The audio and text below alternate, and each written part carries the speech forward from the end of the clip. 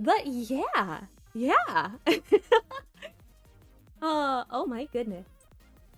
On that high note, we can actually get into the game that we are going to be playing this evening, which is going to be a first for me. We're going to be playing through Gone Home, which, based on all of the like the reviews and stuff, I think we should be able to play the entire thing tonight.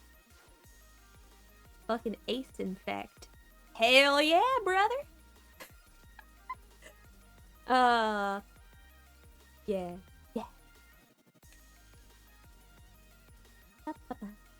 So let us see. In fact, we are playing the games tonight. Gaming.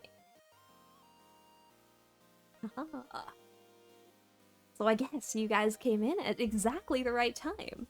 Because, yeah. Let's, get this going. Up.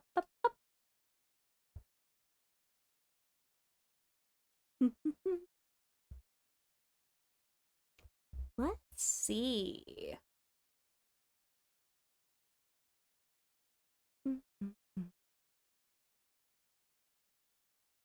Me, when I'm totally professional and totally had all of the things set up before, you guys totally believe me, right?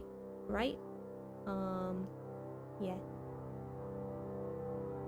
We're gonna turn that down because it's a Steam game, and therefore I'm gonna get my ears fucking blasted.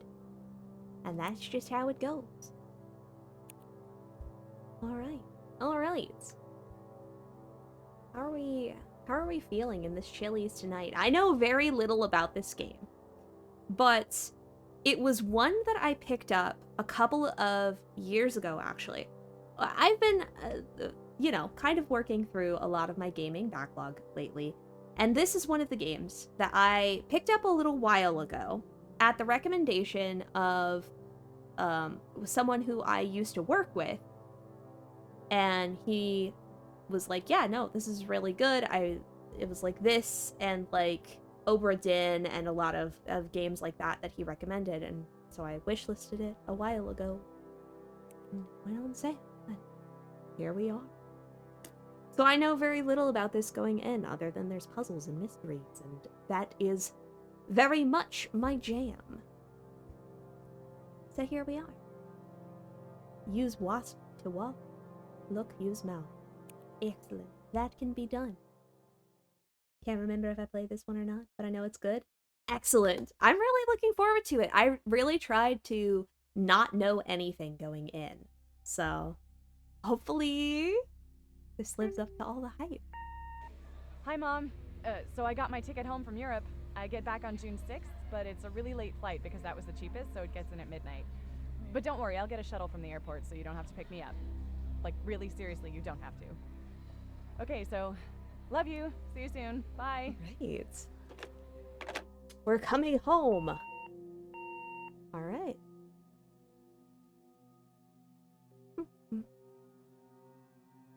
We gone home.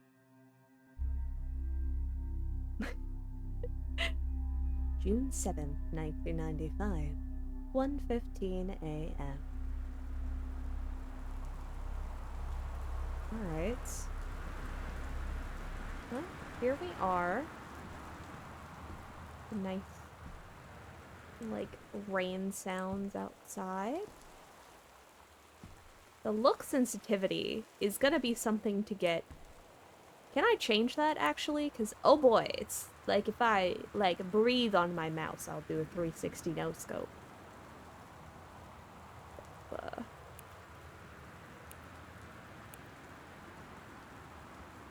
Turn that shit down.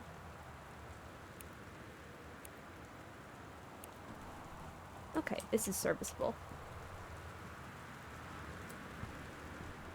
Okay. Ooh, shift is zoom. Interesting. Oh. Katie, I'm sorry I can't be there to see you, but it's impossible. Please, please don't go digging around trying to find out where I am. I don't want anyone to know. We'll see each other again someday. Don't be worried. I love you. Sam.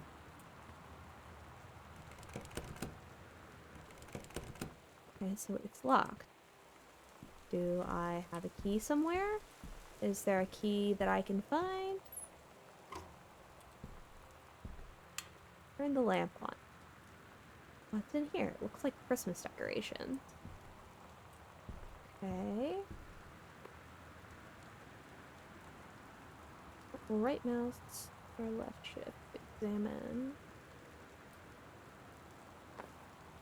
Interesting. Okay, what's over here then?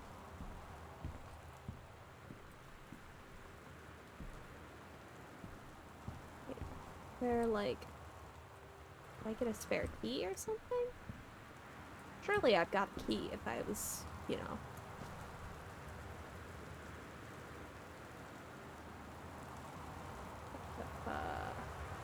Do I have something?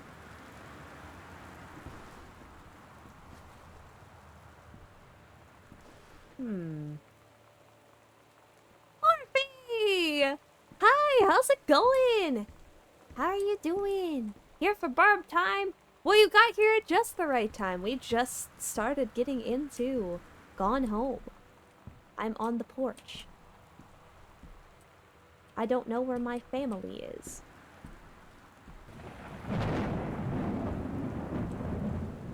I'm locked out. There's lights on inside, but I've been abandoned.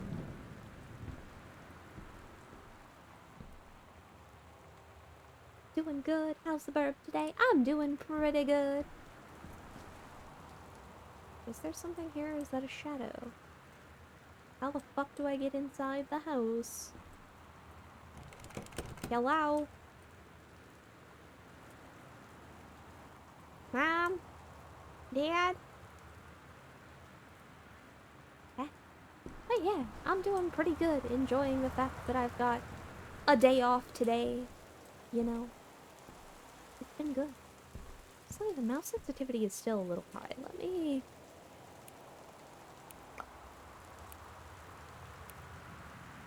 turn that shit way the fuck down. Okay. Is there anything that I can get out of my bag?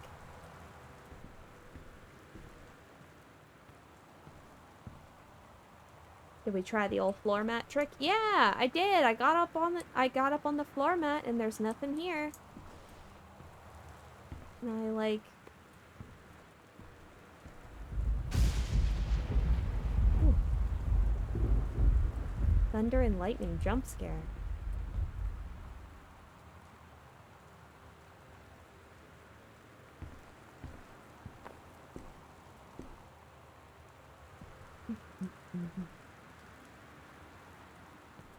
Where the fuck? Okay, so we have the lamp. Christmas duck. There it is. There we have a house key. Awesome! Press 1 or I to check the contents of your backpack. Okay. Okay. We were in the Netherlands. Interesting. Okay, cool. Mom! Dad, I'm home!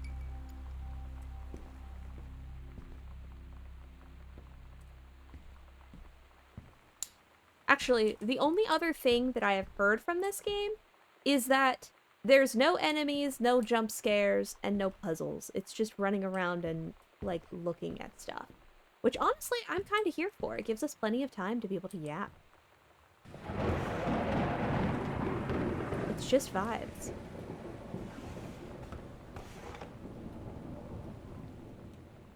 Okay, anything interesting in there? I don't think so.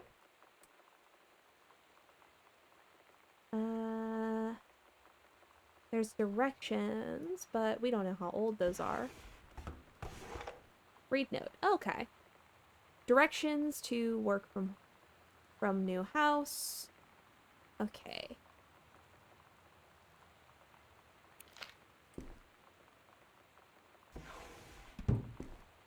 Interesting. Let's see. Read invoice. Wellspring Movers. So it looks like they recently moved into this house. Interesting. Only natural that a duck would hide a key. Natural born thieves. You're so right. 1 hour and 10-minute drive to work. Hell nah. You know, honestly, on a bad day, when I was at my old job, I had absolutely... Dear Katie, so much has changed, even just since you've been away. We moved into this house. I'm in a new school, and my big sister being gone for a year doesn't make it any easier. It doesn't feel real, but I'm not gonna let it faze me. I used to tell you everything, and if I can't do it in person, because you're off gallivanting around who knows where, I'll tell it to this journal, just like I was talking to you. Oh. So Sam is our little sister. Okay. Interesting. Yeah. Hour and 10 minutes. You know, as a...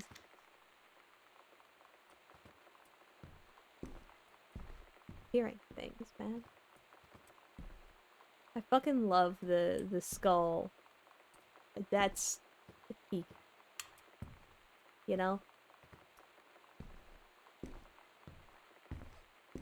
But, yeah.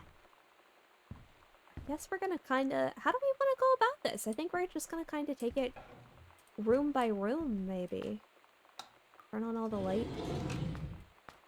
Look for all of the things. Where the fuck is everybody? Examine a magazine. Author magazine. Interesting. Is somebody here a writer? So... Green apple scented. Okay. Alright, let's, grab... Oh. Okay. Wait a minute. Sam.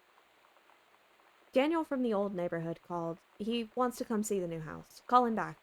Mom, Daniel is a total weirdo. The only reason I ever hung out with him in the first place is because he had a Nintendo when we were little.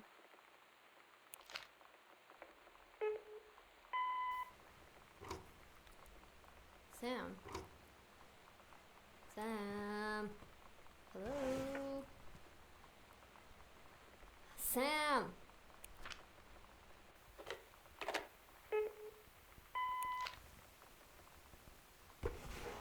Sam, where are you? Really? I need to talk to you. Please be there. What?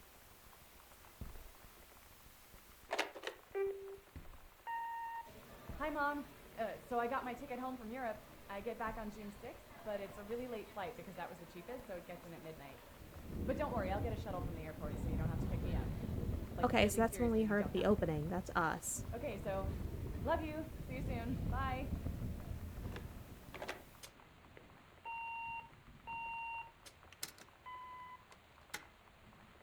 Okay, that's interesting. I think 2 of those were very clearly us. Okay, so that's presumably us with our little sister and our parents. What a lovely, you know, normal looking family. What?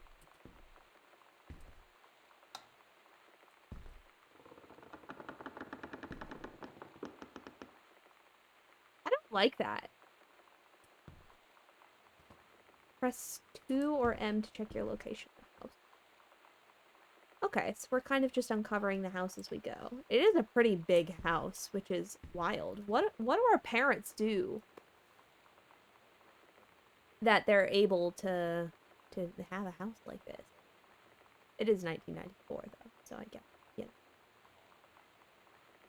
Hi, Mom, Dad, and Sam. I'm in Paris. We've done many Parisian things, including eating at La Petite Déjeuner and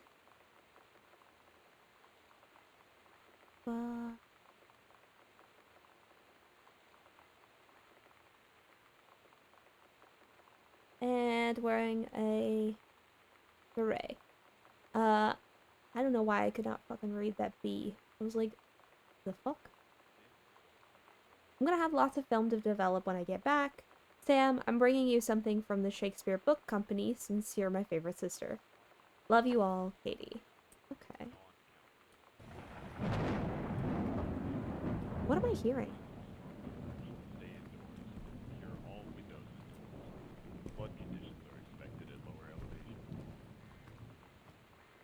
Okay, so there's... Read note. Welcome, new student. We hope that you're excited about your first day at Goodfellow High School as we are. Please be sure to bring the following with you on your first day of classes so you can get into the swing of things. So somebody... Oh my god. You are so lucky you finished high school before we moved into this house. So, it's the first day of school, and there I am, introducing myself to the class. And I say that I just moved into the house on Arbor Hill. All of a sudden, every kid in the room turns and just stares like I suddenly transformed into a mutant. I just stood there, wishing pretty hard for a rewind button. Because now maybe nobody knows my name, but they all know who I am. The Psycho House girl. Great. Oh. Oscar Mason, 60, of Boone County, died peacefully last month in his home. Mr. Mason was born on September 8, 1933, in the house that would be his home for the rest of his life. He attained his degree in pharmacy at a young age and returned to Boone County to practice. He quickly became a well-loved figure at the center of the community. In the decades preceding his passing, he was seldom seen outside his house. A service will be held this Sunday at the First Methodist Church at 1 p.m. All are welcome. His survivors include his nephew, Terrence Greenbrier, as well as, in spirit, the people of Boone County to whom he provided wellness and comfort. Okay. I wonder if this is the house that that person lived in.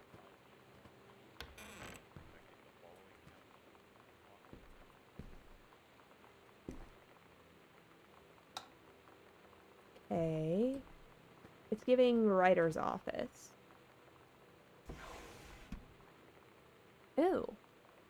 Electrical inspection form. Wiring in the house is technically up to safety and amperage requirements. However, multiple layers of wiring have been added into structures over the last 100 years. The system is frequently unpredictable. Lights blink out for no reason. Pressure on floorboards and door frames disrupts circuits wired directly behind the surface.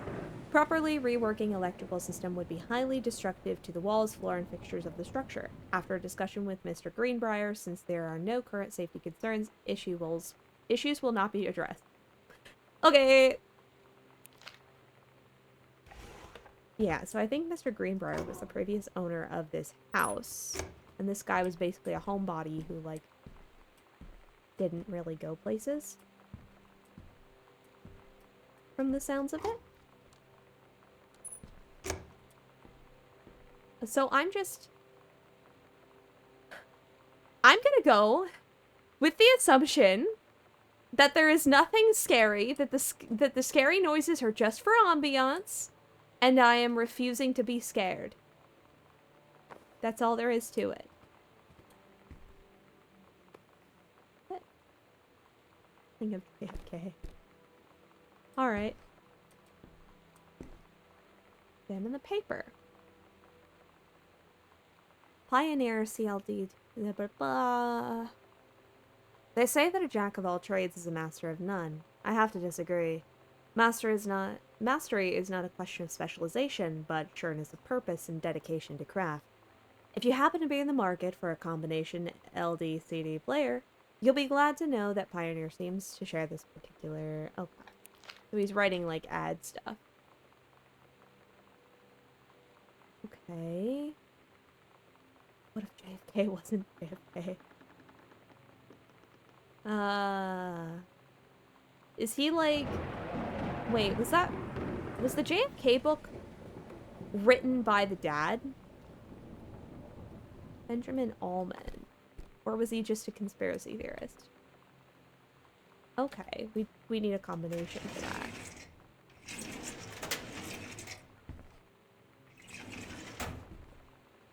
Interesting.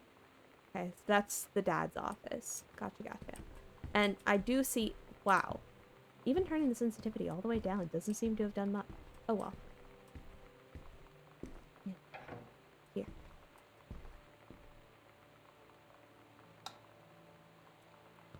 Okay. I'm not gonna get jump scared. I refuse to be jump scared. There's nothing scary, it's just vibes. What is that?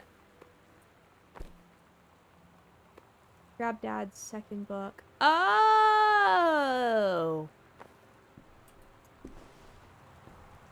He's writing books about, like, JFK assassination theories. That's funny. That's so good. Okay.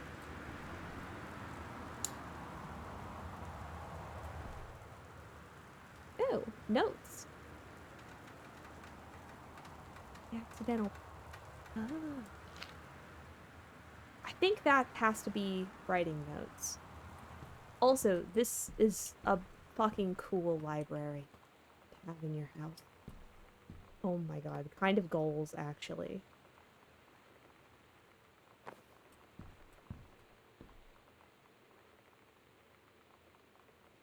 Dear Terrence, David asked me to write you regarding the reviews you've been submitting for the last few months. Frankly, they're becoming more trouble than they're worth, from an editing standpoint. There's a word limit. It's your job to stay under it, not mine to cut back to it. Even then, it's becoming harder and harder to weed out tangents and non sequiturs from the usable copy without heavy rewrites. The readers of Home Theater Aficionado want to hear about the quality and value of the hardware, not ruminations on your childhood. If it were up to me, I wouldn't be writing this letter, but I'd just be cutting you loose. There's tons of guys half your age who'd take half your rate to write stuff I could actually use, but David's known you for a long time, and he's the boss, so I'm giving you one more shot on his say-so. You should write him a nice note thanking him for his patience and generosity. Look through your old stuff and start submitting reviews like that again. Then everybody'll be happy. Also, hi Mel, how's it going? How am I doing tonight? I'm doing pretty good.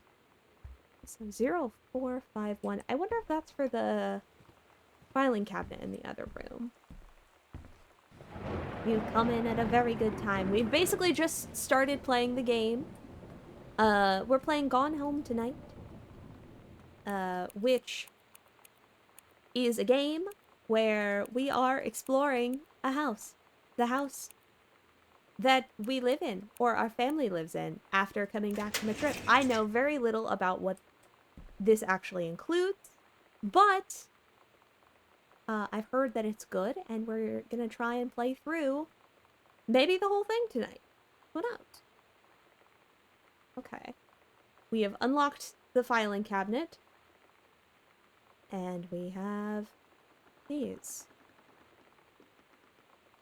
Please find and enclose the original document and a typed copy for your records. Notarized copy has been filed at our offices. Will and testament. Okay. I, Oscar Mason, possessing full competence of mind and memory, after full survey of valued items to my name, do hereby declare this document my last will and testament.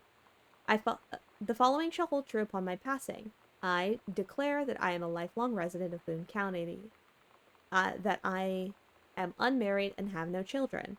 I declare that I have no outstanding debts to my name to any creditors living or dead. I do hereby bequeath every item of value of which I may die possessed, including the dwelling and surrounding acres located at Arbor Hill, as well as any and all personal property and moneyed accounts to my nephew, Terrence L. Greenbrier, Jr. of Ellis County. In the event that Terrence L. Greenbrier should predecease me, then and in such event, the bequest to him shall fall, and the name is bequeathed to his children as ordered by age and competence as stewards of the estate. Oh, I subscribe my name to this will.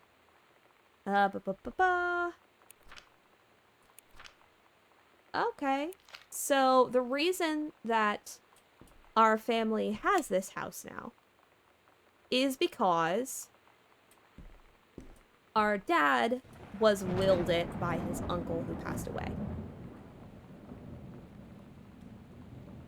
Oh. John Russell opened his eyes and saw them, the stars, twinkling as if he were lying on the grass in his family's yard in Massachusetts.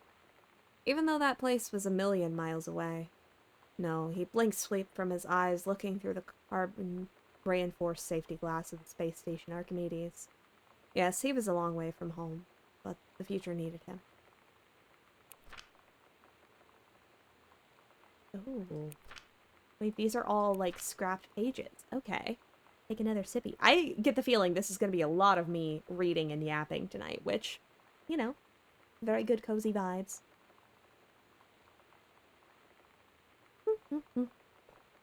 Let's see.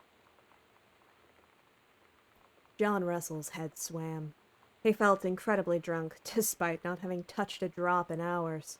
He vomited on his feet, his bare feet. He stared for a moment, processing his sick-flecked toenails, scanning up at his bare shins, bare knees. He was completely naked. He looked up and met the eyes of a gorgeous blonde woman wearing a tight polymer fiber tunic.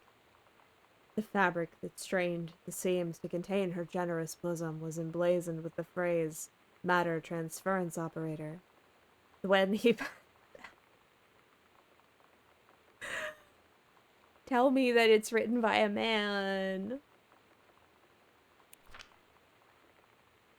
John Russell had crossed the gap in time. Only messages has passed before. But now, a man. They needed him now more than ever. Changing the past was no longer good enough. The instructions from the council had been clear. What to procure, what to construct from it, how to assemble it. So he made the machine, how to transport him bodily across time. And now he stood there on the bridge of the starship Archimedes, command of the vessel, because only he who had saved the Predesnit's life twice before could helm the naive to their destiny, the fate of the galaxy. I'm glad I'm not the only one who can't fucking spell.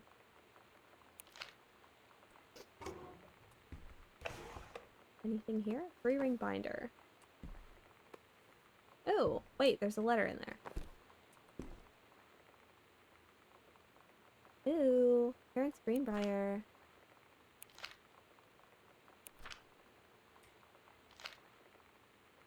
Can I fucking read that? Dear Terrence, I write on what I hope and imagine is a joyous occasion.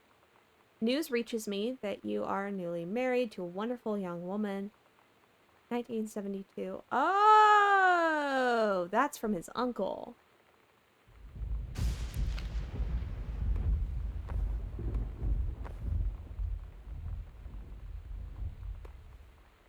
Oh, there was a secret thing under... Wait, there's a secret thing underneath those binders. Was that all there was? It was just the letter under there? Interesting. We're just kind of going through all of the things.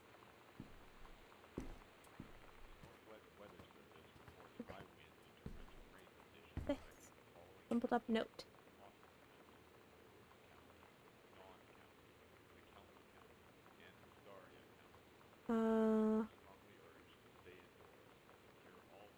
Oh, it kind of looks like a note passed back and forth.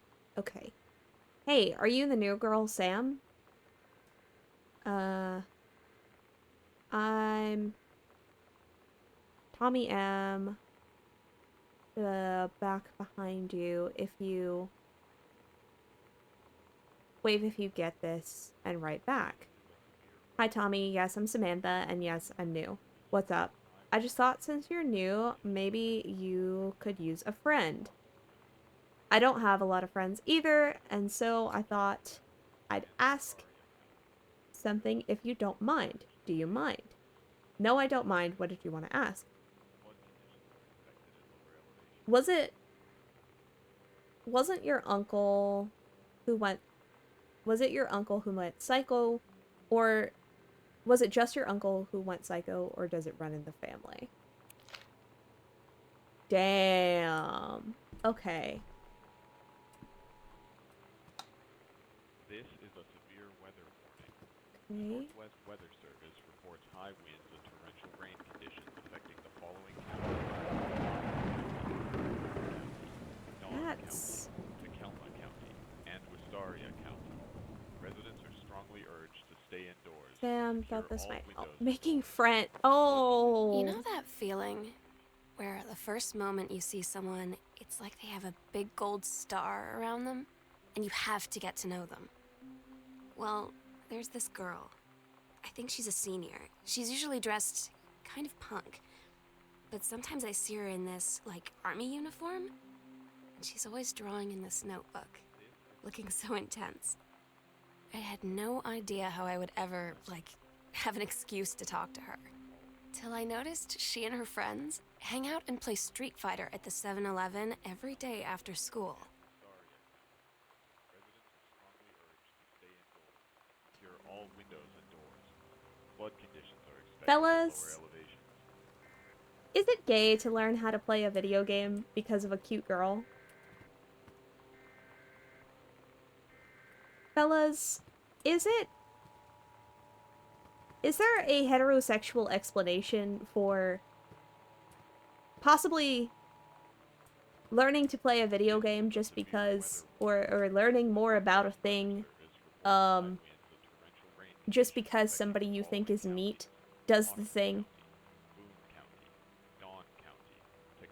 See, we don't have friends. Yeah, who fucking writes a note like that? Like, I get that it's 1995, but you guys, who fucking bullies people like that? What did our sister do to deserve that? The fuck? Also, yeah. Okay, that.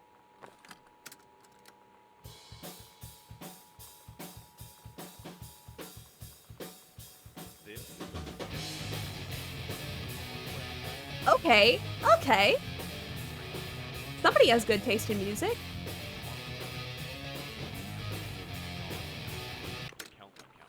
Role model. Okay. Residents are strongly urged to stay indoors and secure all windows and doors.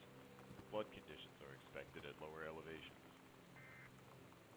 X-Files. Oh, hell yeah. They watching the X-Files. It's... I don't know what's going... Okay, somebody had pizza. They ate the pizza. This is kind of giving either, like, the Slumber Party or This is a severe weather warning. Hauntings and Poltergeists. Northwest Weather Service reports high winds and torrential rain conditions affecting the following counties: Austin County, Boone County, Dawn County, Tacoma County, and Wistaria County. Secure all windows. Hi Terry, enclosed, please find a pioneer. It was CLD unit with remote and cables. We need a half-page review for the October issue, so that gives you about 2 weeks to get us a copy for edit. Standard stuff like you gave us, or I'm assuming the previous version. It's a combi player, so check its CD playback with a few discs as well as Laserdisc. And they want us to definitely hit the signal to noise ratio and toss-link stuff for high-end buyers. Looking forward to your take on it. Okay. So the dad of the family is, he writes reviews for a living. He's a writer. I don't think that's exactly copywriting, but I think it's basically in the same, like, marketing bit.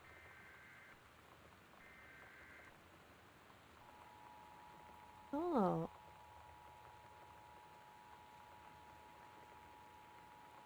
The Heaven at the Edge of the World. Samantha Greenbrier, grade 2. Severe weather warning. story, The Turtle Northwest People, Weather Part Service 1. reports high winds and torrential rain conditions Captain affecting Allegra the looked following off at the counties: ocean. Austin It went on County, forever, Boone or County, so it seemed. Dawn County, Someday Tacoma she'd County, find the and edge and get Wistaria to the County. paradise there. Residents are Then she strongly heard a urged to cannon stay fire. indoors, Boom! secure all It was a windows and black doors. pirate ship. Flood She conditions are yelled, expected I to thought we prevent lost them at Horse Island.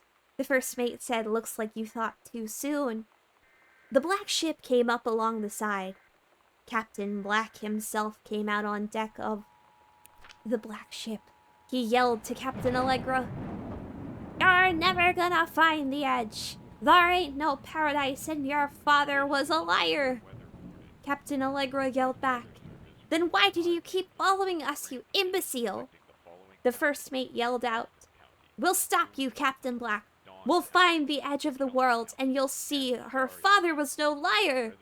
The battle kept going until Captain Allegra's ship got away. Now west, she said, and the ship sailed towards the sunset. Absolute cinema. 10 out of 10, no note. And who doesn't? Like, honestly, who... Goals. For... You know. This is a severe weather Buddy was... The Northwest Weather Service reports high winds and torrential rain conditions. There was a affecting the CD following player counties: here, and there isn't anymore. It kind of looks like... Dawn County, Tacoma County, and Wistaria County. Residents are strongly urged to X-Files stay Season indoors, 1. So secure somebody was all windows watching... and doors. Flood Somebody was conditions are watching stuff in expected here, and it over kind of elevation. looks like the, like, CD or tape player got ripped out. Interesting. Where the... there's the TV room, and then to the library. Let's continue down this side. See what else we can find. Examine the pamphlet. U.S. Forestry Manual. Okay. Coupons.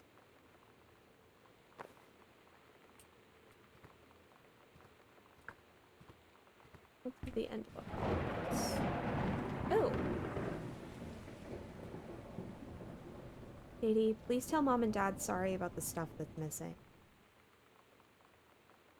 I think our sister ran away. I think she left. Oh. Hi, Lonnie. So, you wanted to come over to my house still this afternoon. That would be cool. I can drive. It's kind of far, but I can drive.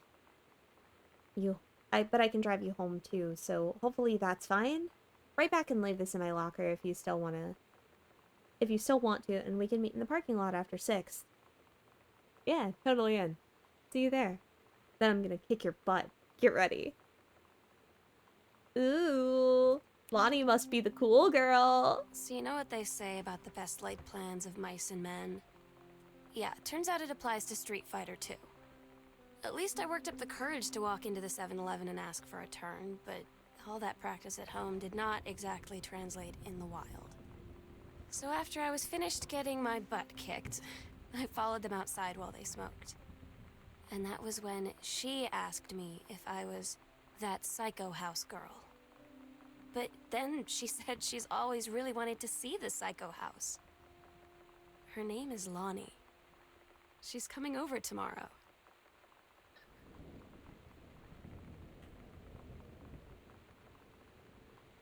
Gals being pals, am I right?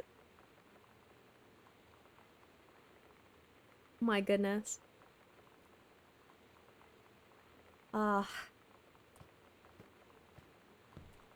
Girly Pop really... Sam really... It kind of seems like she just met this person. She met this girl, and immediately was like, wow, she's kind of everything. She's so cool. I will do anything to be her friend. And now... It was successful? Question mark? Look for a light switch. Where is this? There's like a little bar?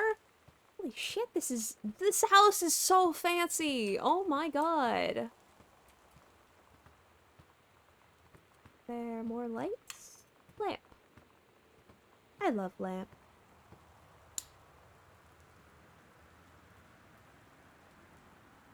Read assignments. Reproductive system worksheet.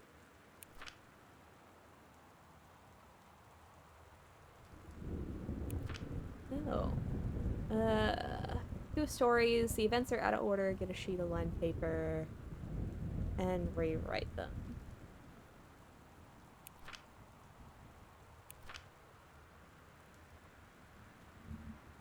Oh. Okay. You know it's gonna be good when an assignment about the reproductive system ends with "see me" from the teacher. Okay. I'm so... Okay. We're gonna lock in for this one. The Menstrual Cycle, a novella by Samantha Greenbrier. The early morning of September 1st, 1937. Essa Glatz stares out the window of the train as it travels from Vienna back to her home village of Weilen in Poland. As the train rumbles along and the sun rises over the countryside, she can only think of her dear Borislav, the boy she's engaged to wed. Meanwhile, deep within her guts, an ovum starts to develop. As this train approaches its destination, her heart races. The lining of the uterus is getting thick and soft. As Essa steps off the train, her eyes dart quickly across the gathered crowd.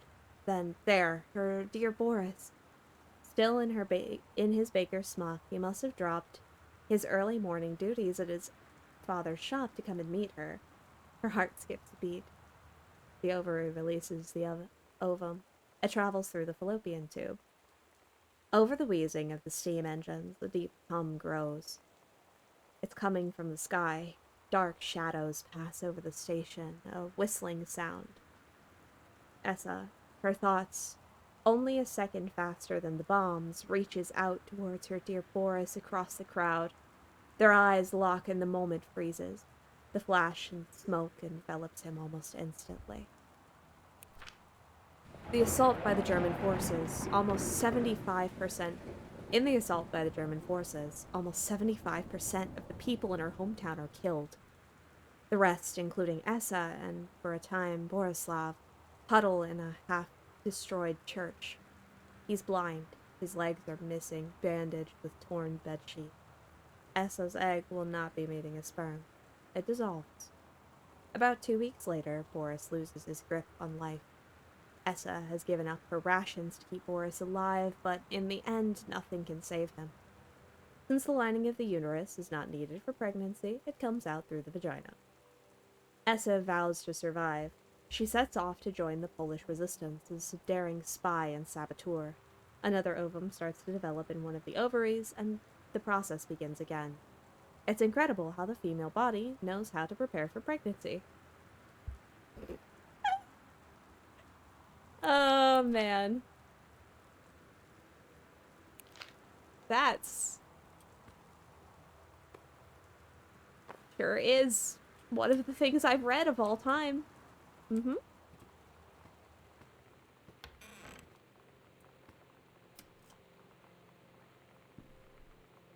Ooh. Samantha, please give this to your mother. I don't think it made it to the mother.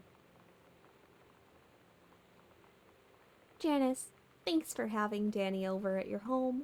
He's missed having his friend Samantha in the neighborhood very much.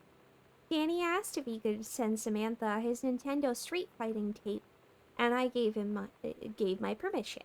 He needs to spend less time with those games anyways. No hurry returning it. Let Samantha know that she's welcome back to our house to visit any time. When you live in one place your whole life, your next door neighbor is kind of like your default friend. And Daniel only got weirder over the years. So moving away has been a good excuse to, not see him anymore. But he did always have the good Nintendo games. Maybe I'll give him a call.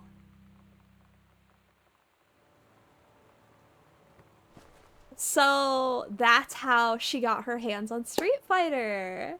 She basically used this neighbor boy. Okay. Dear Mr. Greenbrier, we write to inform you that, unfortunately, Mercury Books will be unable to publish your follow-up to The Accidental Pariah. Despite low sales of The Accidental Savior, we went ahead with the publication of the second book in hopes that the John Russell series catching on. However, sales of the second book have in fact been lower than those of the first, and so our stewardship of the series must end here. It's been a pleasure working with you as your publisher, and we wish you and John Russell the best in your future endeavors. Oh. Had second book. Gentle Pariah. Message from our future saved the president's life once, but within the next 24 hours there will be another attempt, and the lines of communication are drawn. Okay. Also, there's glasses that were taken out and are on the floor and stuff. Interesting. I bet they've been drinking. So the story I'm getting so far is that our dad is a writer, and not necessarily a very successful one. He has 2 published books, but they aren't exactly doing the most, and so he's doing, like, ad work. Please, whatever you found, don't tell Mom and Dad. The attic. Oh. That door's locked. Interesting.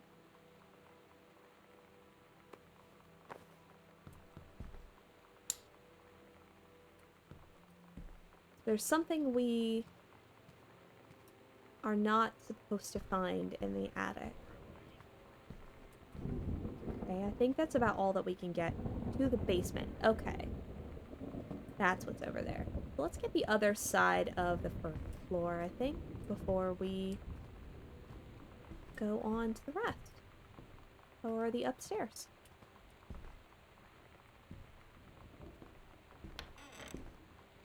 Anything in here?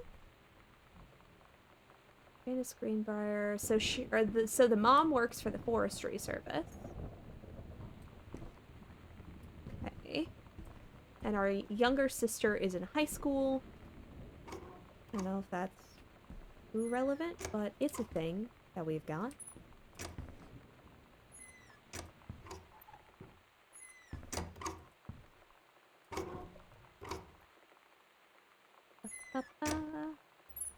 Anything in here we can interact with?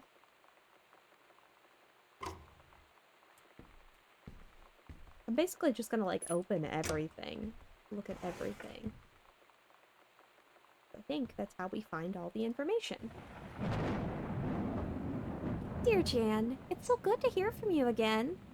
All this new house business sounds like quite the adventure. Remember the little dorm room we shared freshman year when we were miserable fantasizing about our dream homes? I always said I wanted a mansion. You said you just wanted a house in the woods. Well, look who got both. Somebody up there likes you. I could use some of that magic. Send me some lotto numbers. I'll play them. Seriously. But I shouldn't be complaining about this good old split life we've had since we both got transformed. Since we both... I'm struggling with the cursive, even though, like, I can read cursive. I'm just reading it for the first time.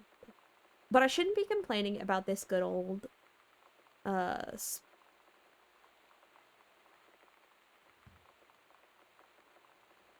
don't know why I can't fucking read tonight.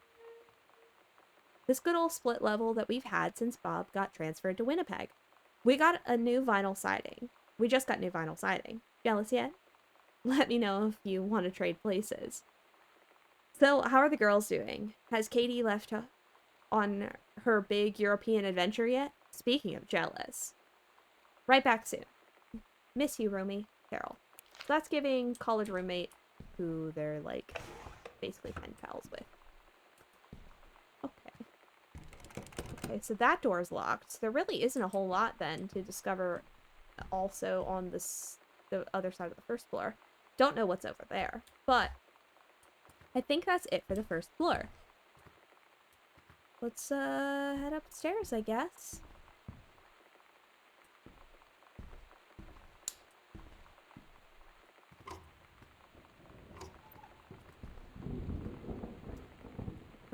Okay. Newspaper clipping. Oh. The mom got in the newspaper. I love that for her.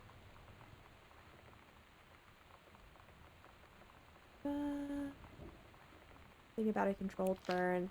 Not gonna read the whole thing for that one. Read personal calendar.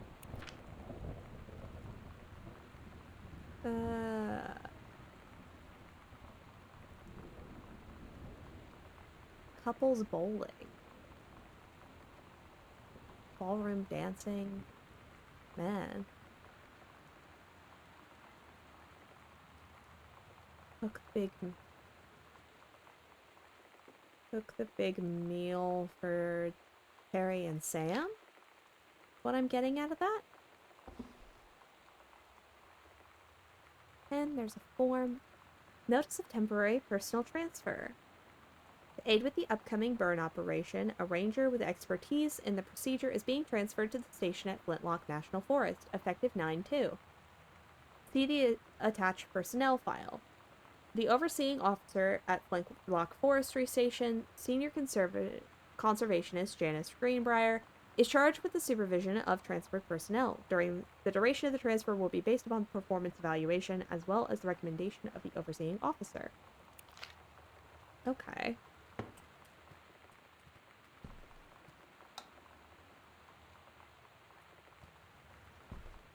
Interesting. So that might explain why our mom isn't here. Ooh, Bratmobile. Ooh. Hockey mouth for Sam. Ooh. Okay, okay. Wait, what did the bottom of that say?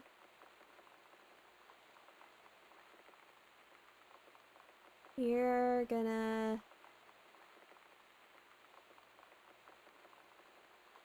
Like, you're gonna owe me for this one? I think? It's weird hanging out with girls. Daniel was around ever since I was little, and other girls? I don't know. But being around Lonnie is like instantly just right. I gave her the grand Psycho House tour and took my revenge on Super Nintendo. And it was like, I don't know, I finally found someone I feel normal around. I drove her home and she gave me this tape and said, "You have got to listen to this."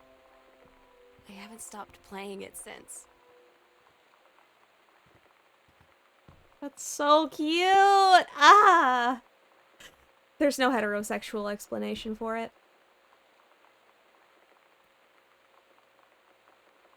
Oh, okay. To whom it may concern, I, Samantha Greenbrier, am 17 years old and therefore an independent, fully functional human being. The fact that you still forbid me from going into the city on my own is, frankly, absurd. Compare with Katie, who's only 3 years older than me, and yet you allowed her to go all the way across an ocean to another continent on her own.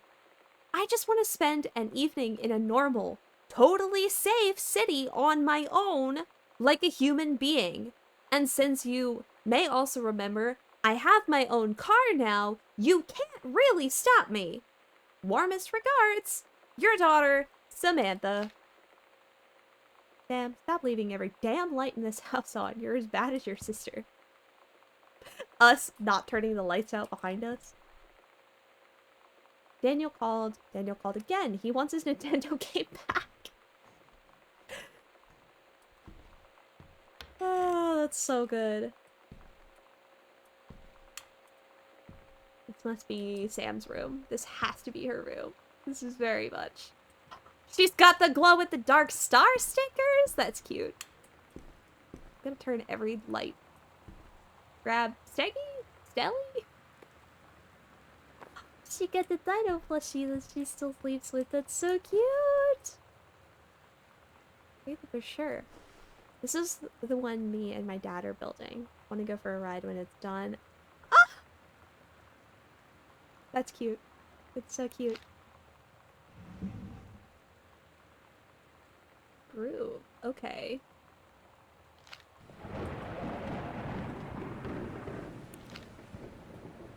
Interesting. Okay, I'm gonna call it right now. I think, something happened with, Sam and her girlfriend. Scrutinize. Oh, this is like one of the things where you're supposed to, like stare at it and then a picture pops out. You guys want to try this with me? We're gonna try. Does this even work?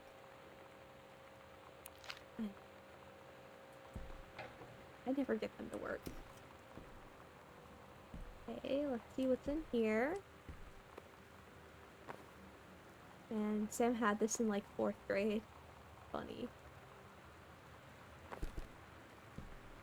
A book. A Bible. Scary. Collar. Mitten. Giving cat. Uh-oh. King's Labyrinth Chapter 2. Oh wait, this is actually like more... It feels like this was written later already. Captain Allegra, still in her flowing skirt and sturdy jerkin, ascended a single shining thread into the lower descended the single shining thread into the lower cavern of the labyrinth. She and her first mate, on their own now, grew closer to their goal, the throne room of the dead immortal king of the island. The first mate slid down the line onto the stone floor. She swept chalky bone dust from the front of her canvas trousers and looked up at Allegra. The silken thread, nigh unbreakable thanks to the enchanted moths that inhabited the island, trailed behind, leading their way back to the entrance. From further into the labyrinth, a moaning began to echo. The moaning grew louder and clearer. It turned into words from some ancient language they couldn't understand. The king's cursed voice. The hairs on Captain Allegra's arms stood on end. She looked back at the first mate, whose eyes remained locked onto the blackness of the passage for a moment too long before noticing the captain's gaze.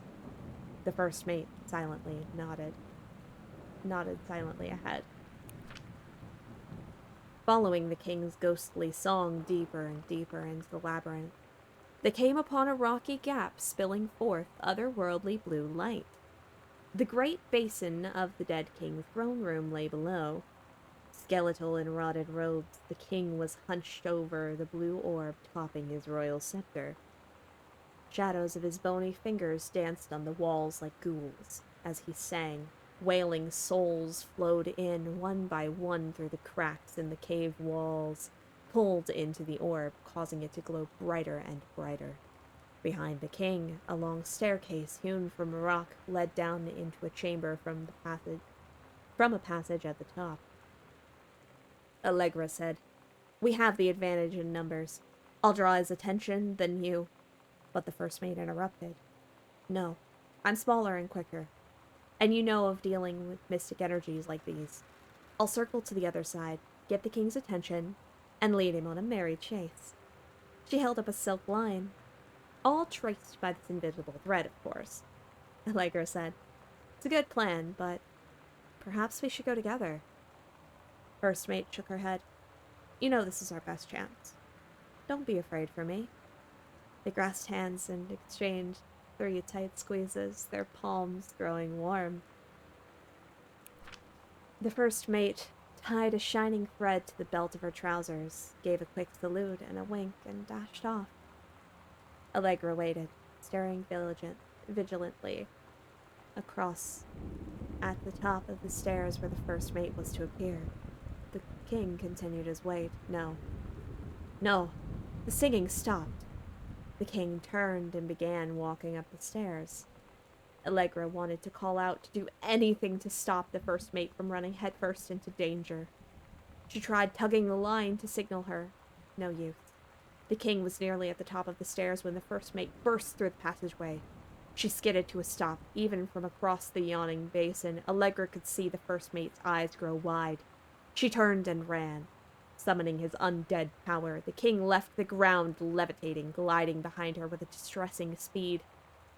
From some dank passageway too far away, Allegra heard the first mate scream. She was already running towards the sound. The line in Allegra's hand went taut, then shuddered. It fell slack to the stone floor.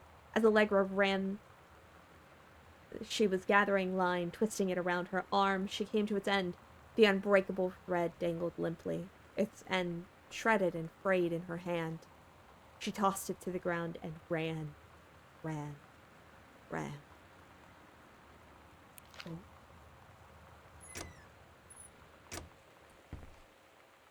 Okay. Oh, for sure. Sam, I think the creative writing track would be perfect for you. Oh, wait! So like, oh, English creative writing, 3 students from each track will be offered a full scholarship for their first year at Reed. Okay, that's cute. That's cool. Wait, so she's actually being...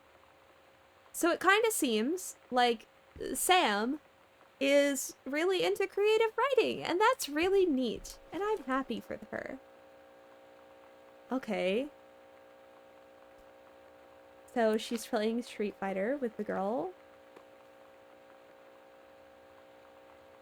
Adventurous the cat return. Alright, so they took the game system as well. It's giving I ran away with my girlfriend. Hi, Lonnie. I wrote this note in first period and left it in your locker on the way to second. What all the cool kids are doing, I've decided. Write me back. Also, here's an idea for something to draw. 2 cats on a motorcycle. Hey, this is a good idea. What all the cool kids are actually doing is sending each other pages on their beepers. But we're cooler than them, because guess what? They can't put this on a beeper. Cat on a motorcycle, that's so good. Your drawing of cats was so good that I added it to a background to make it even better. Maybe I should just stick to writing things, though. Wait, because they got the... Oh, that's so cute. They're... Yeah. That's cute. I like it. How'd you know they were about to be abducted by aliens? I'm looking at Mr. Fish right now. I feel like he probably would have a lot of cats. Also, like, his secret shame is he secretly watches...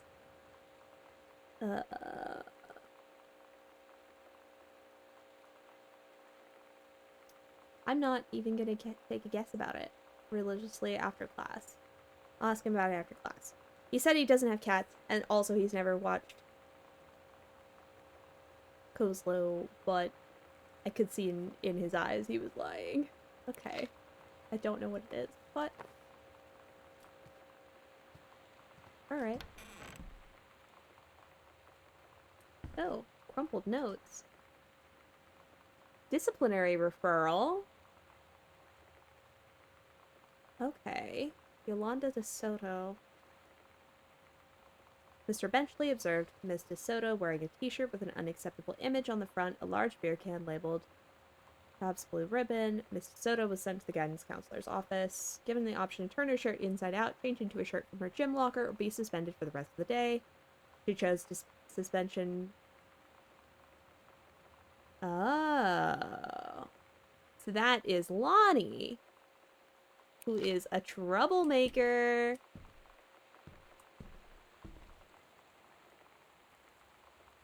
Hey Sam, do you want to see Pulp Fiction after school at the Coliseum? It came out last weekend and Todd won't shut up about it. So it's either good or we can make fun of him for liking it.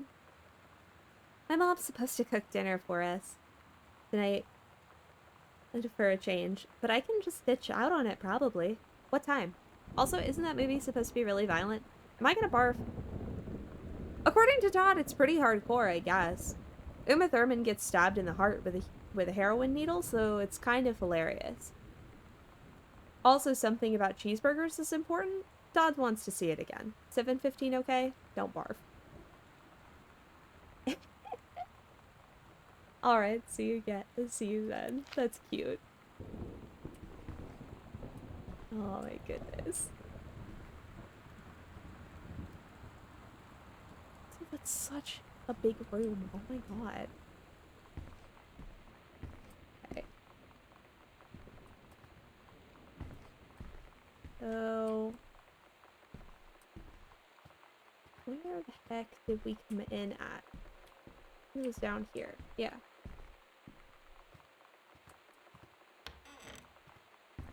Alright. See what's in here. This... master bedroom? Postcard. Mom, Dad, and Sam. I'm in the tunnel. This is my second passage through the tunnel. I'm on my way back to London, this time going to Brussels, Belgium. Sorry I didn't write you on the way back to London, but I was too excited about the tunnel. London was great, Dad. I know you've always wanted to visit, and I think you really should. You'd love it. If you all wanted to come back here as a family sometime, I guess I could be convinced. Love you all, Katie. Okay, what's the book? It's another Bible. We're reading the Bible. Wait, what was the other thing? Examine business card. Unknown Dimension Literature. So it's another publisher. Interesting. But it's like a woo-woo publisher.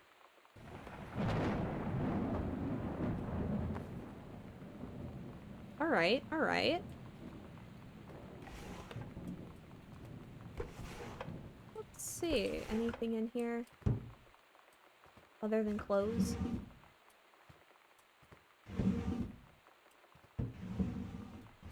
Not really. Oh, barf. Oh, I see. It's a condom. That's great. Fucking parents' room. Also, it kind of looks like their shit got gone through. TV. Okay, that's another, like, tape player that got stolen. I think Sam took it. I think Sam ran off with stuff.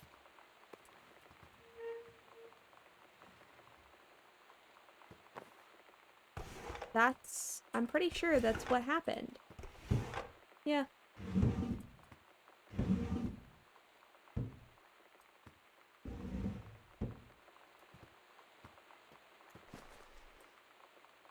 Okay.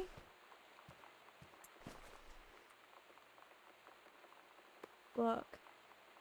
Walt Whitman, Leaves of Grass. Okay. And another rearrange binder. Anything in this side? Ooh, a letter. Dear Jan. Oh, honey, let me tell you, I understand how you feel. Bob and I have had our down periods. It's become a bit of a way with life, actually. You get used to each other. You live your own lives in the same house. The kids grow up, they go away. I'm sorry, this isn't helping, is it? Don't worry. Terry will get over whatever's distracting him. Things will go back to normal. And as for Sam being distant, that's just a teenager for you. Nothing to worry about. In the meantime, though, this controlled burn, that sounds like quite the adventure, but let's cut to the chase. You're this new ranger they sent. That's what I want to hear about. Ranger Rick? You have to be kidding me! It's too perfect. You have to tell me everything! And pictures. I want the whole package. Wait, that sounded a little wrong. Keep your chin up until Terry's out of his slump. And in the meantime, write more letters to your old friend Carol. She adores them. And that's from Carol. That's cute. That's very cute. Okay. So, on top of... So it seems like our family has been having some things happen while we have been gone. Okay. Light's already on. This. Watercolor technique. Anything in here that I want to grab? No. What's over here? Bathroom? Bathroom. Okay. Nothing out of the ordinary, it seems.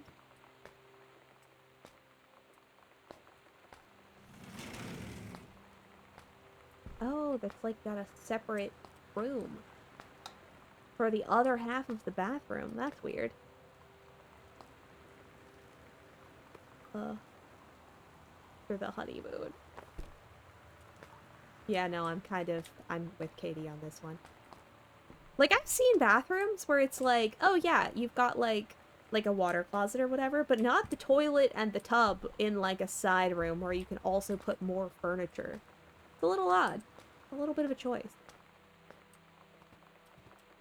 What do I know? Okay, that's mom and dad's bedroom. That way. We already went.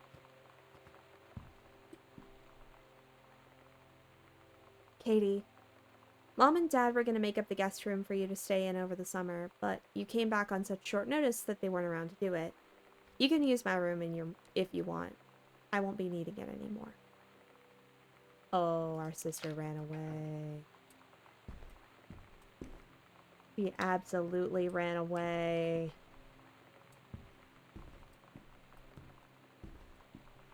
Damn. Hey, Sam. You were asking what erotic ribbons meant.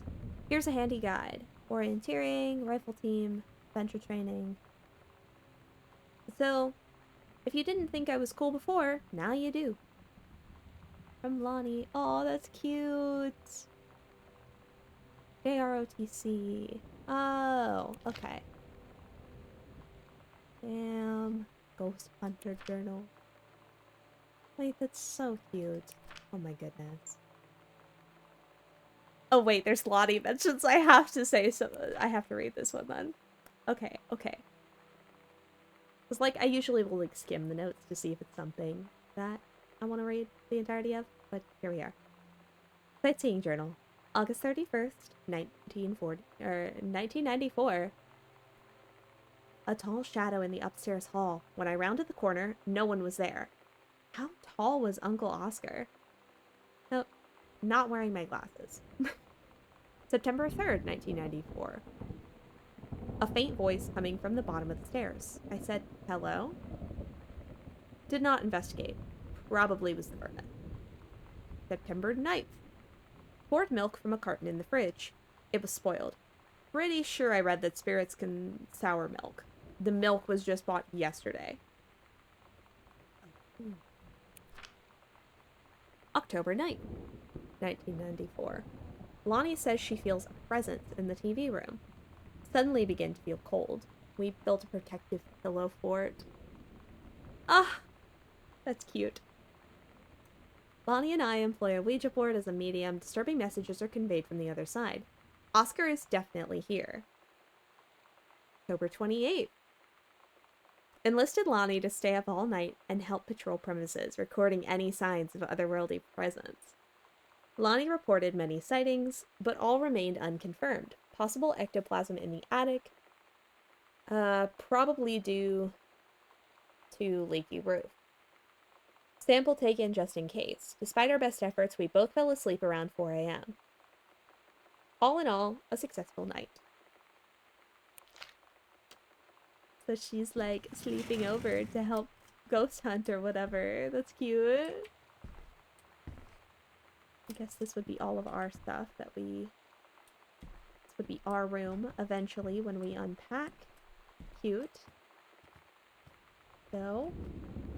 Hey, what? Sam's dark room. Do not enter if red lights are on. Huh. So she's also into photography. That's cool. We love a creative girl. On... Oh. Oh, that's cool. Wonder who's into watercolors. There's another tape player. Form. Performance evaluation.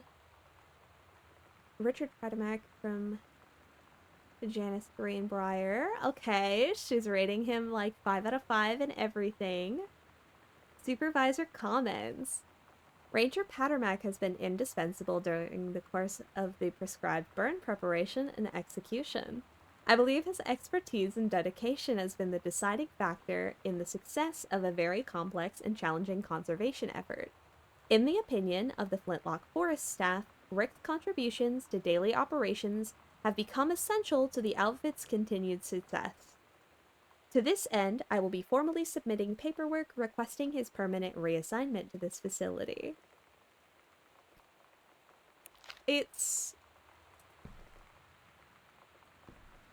So I think this is the mom's art room? Sitting room. But either way, the mom is doing art. Heavens to Betsy, nothing can stop me. I wonder if that's from the empty cassette tape that we heard.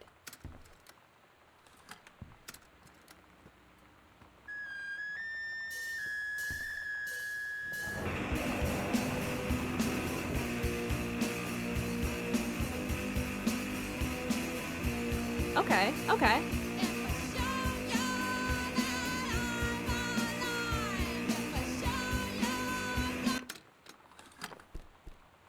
I think, so the picture that I'm painting here, they inherited this house from, the dad, Terry's uncle, when he passed. And they've essentially, like, had to move. Oh, wait. Halloween show invite? Okay. Is she in a band? Sometimes you just have to lie to Mom and Dad. Like when Lonnie asked me to see a band with her and stay over at her friend's place in the city after. That's a lie to Mom and Dad's situation. But it was so worth it. The girls on stage were just so loud and real and awesome. And everybody was moving together like one huge tide of sound. Between two songs, Lonnie leaned over and said, "How do you like your first show?" I was so happy. I felt tears starting in my eyes. And then she up and hugged me. I think she could tell. That you're gay! Ah! Okay. There's no heterosexual explanation for that, fellas. I don't think that there is yeah. So the story that I'm getting so far, they inherited the house. The mom is, like, works in forestry. The dad is a unsuccessful writer. And he's got a whole bunch of, like, work stress that it kind of sounds like from the notes, from the letters that the mom was receiving back, that Terry has been kind of distant and has not exactly been, like, the most, like, loving partner. And so she's struggling, and at the same time, Sam is having some issues with her friends, like, with starting at a new school, and, you know, feeling like an outcast because you know, being a new kid, and all of that. So in comes this handsome ranger who she's supposed to start working with.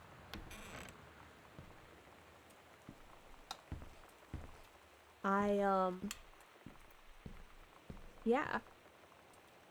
Textbook, folder, list. Lonnie.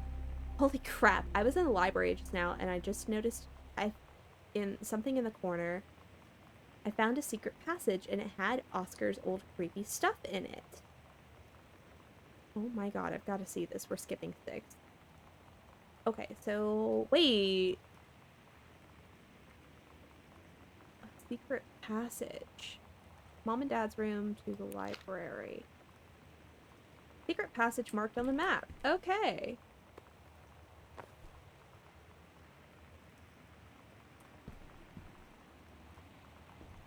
Oh, she's burning mixtapes for her. That's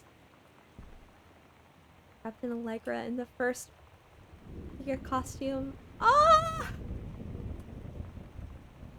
That's so cute! Oh my god! Cool.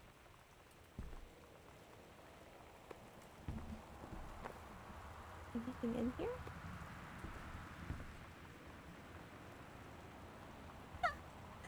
You saved her from the raging flames, then things really heated up. Oh my. Steamy romance novel.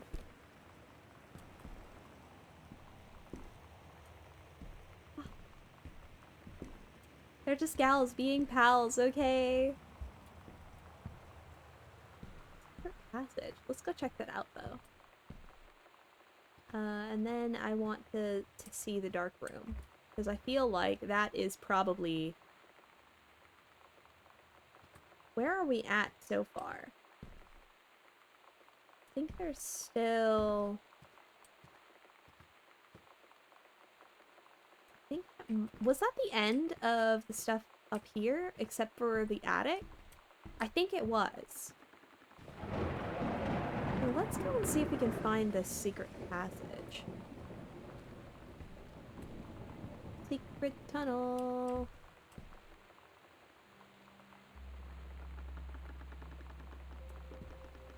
Oh. Like this. Oh. Holy shit. Ghost hunters. Sam and Lonnie's house investigation. Hidden compartments found. 3! Whoa!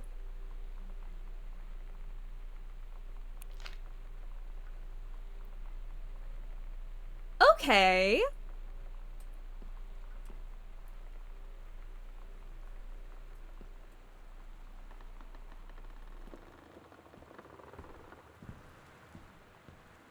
I got fucking jump scared by that chair leg.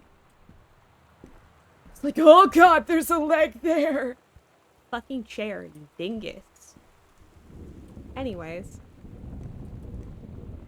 I'm allowed to have just a little bit of the stupid as a treat, okay? Okay. So there's one... So this is the library. There's one there. What's the other spot?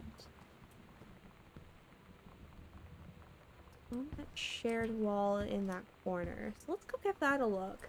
See what's in there.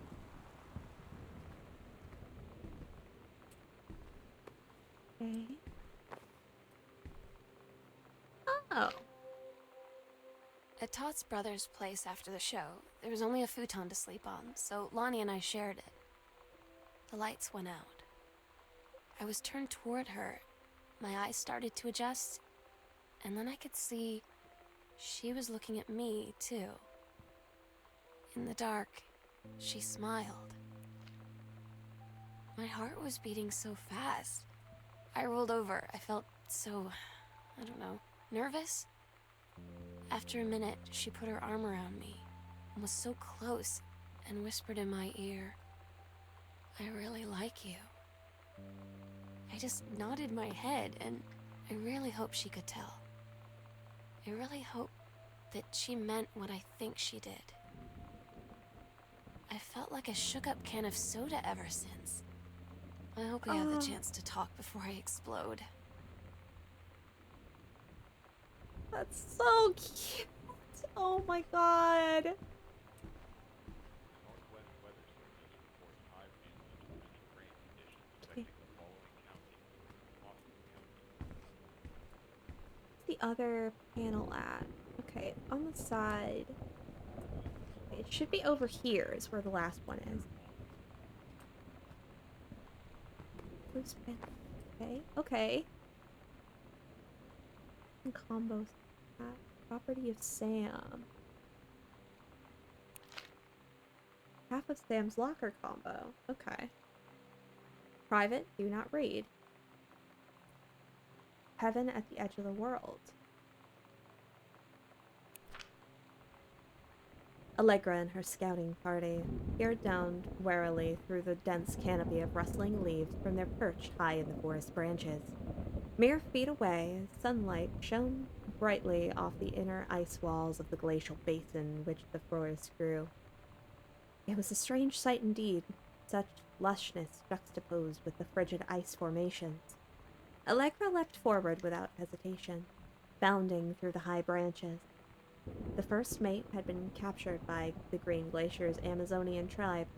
His life hung in the balance. We have to hurry.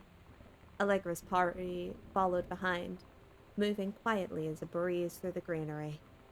Allegra landed in the clearing and shouted, "Stop!" She saw the Queen Amazonian up on her pedestal, reaching for a lever that would drop her first mate into the vat below. She shouted, "No!" and flung her saber at the Amazon's reaching hand, but it was too late. The first mate screamed and fell towards the water, then splashed down. All was eerily silent. Allegra looked on, frozen in fear and remorse. She had been a moment too late. But then, from the vat, something began to emerge. A head of dark brown hair, just like the first mate's, then shoulders, sleeves of his coat soaking wet. But as the figure stood and water poured down, Allegra saw that the first mate had changed. He was no longer a man at all. In fact, what looked back at her were the eyes, the face, the hands, and body of a woman, still in the first mate's clothes. Still the first mate. She spoke in a soft, clear voice. "Captain?" The Amazonian queen said, "She's one of us now. She is ours." Allegra drew her magical flintlock pistols from her belt, and the crew readied their swords. Allegra glared into the queen's eyes and said, "That's the love of my life, and you can't have her."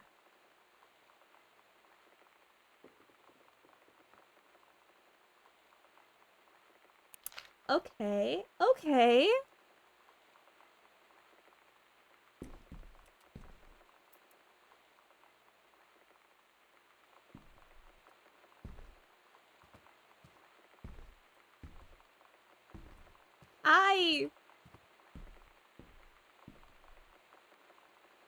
There is no heterosexual explanation for what is happening right now. That's all I've got. Let's go try and find another secret passage. Or another little secret. I think Sam ran off with her girlfriend. Also, thank you so much for the hydrate. I will actually drink water, because I have been doing a lot of yapping. And hi, Cujo. Welcome on in. I hope you're having a good night tonight. We are exploring an empty house, figuring out where did our sister go? What's the secret passage at? It was on the one across from Sam's room.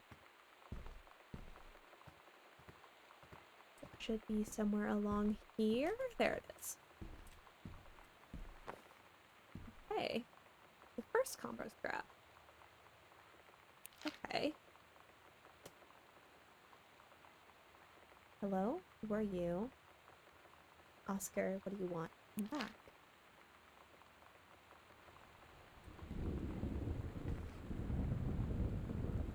We did read that. Oh, did we peek in here? I don't know if we did. Okay.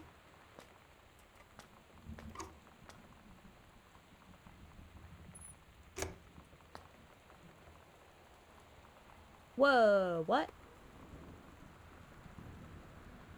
It's hair dye. Lonnie brought her hair dye over today. She said, "I need to fix these roots. Think you could help?" Dyeing hair is weirdly intimate. I don't know if I've touched someone else's scalp before. That's pretty intimate, right? It felt intimate. We looked in the mirror together after, and I expected her to say something about how it looked crappy or good or whatever. But that's when she said, "You're so beautiful." And she was looking at me. Right in that moment, I wanted to say something, but I waited. And the moment was gone.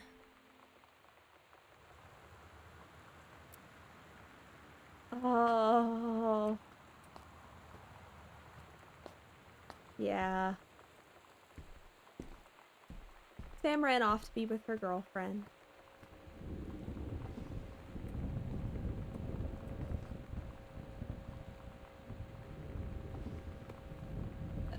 For Spitfire. Bring a crystal. I bet they took Street Fighter with them. Anything in here?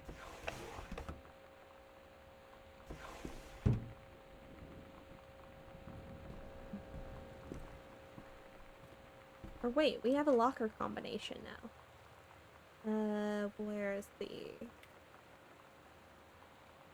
051?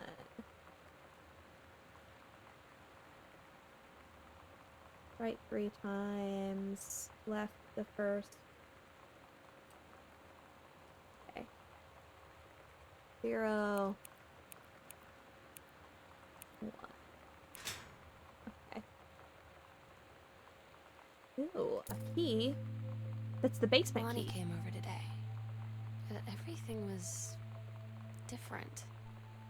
She was sitting at my desk chair, and she wouldn't look at me. Finally, I asked her what was going on. She said she felt like she'd done something wrong that night in the city. Like I must think... But I said no. There was nothing wrong. I just wanted to say... But I couldn't find the words. I felt like I was gonna cry, but I wasn't sad. She got up and sat next to me on the bed. I looked at her. Lonnie,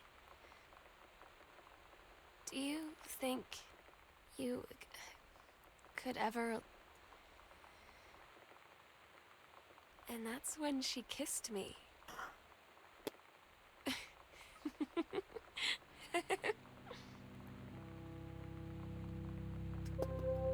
Good for her!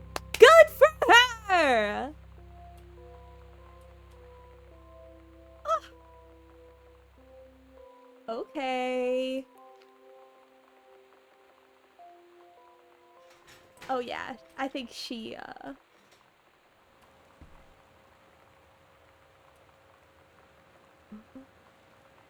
now she's got, pictures of girls. Ah! Our sister is a girl kisser. Good for her! Oh, that's cute. That's so cute. Oh my god.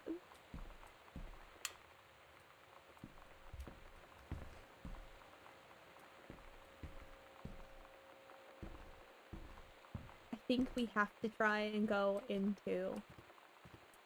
We're literally just like turning on every light, opening every door. It's fine. I need to... Okay. It's still locked, so I think we have to go to the basement first, because that's where we have the key for. So... We're learning things, you guys. There's, yeah. Yeah, that's all I've got. Sam met a cute girl, and they ran off together. This is basement.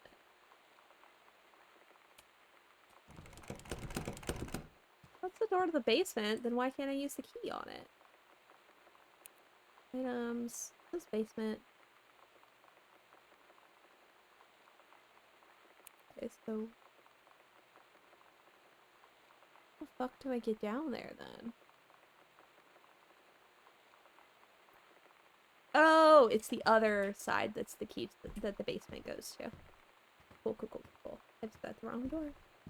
Knocking on the wrong door. Oh, wait a minute. I hope that they just ran away and that they're gonna go be lesbians together and that, like, they're not dead or something. Please, please don't fucking let them be dead. Oh god, I don't like... Oh, I do not fucking like that. There's no jump scares in this game. I see the pull cord. I'm not a baby. Might be a little guy, but I'm not scared that easily, right? Right? Yeah.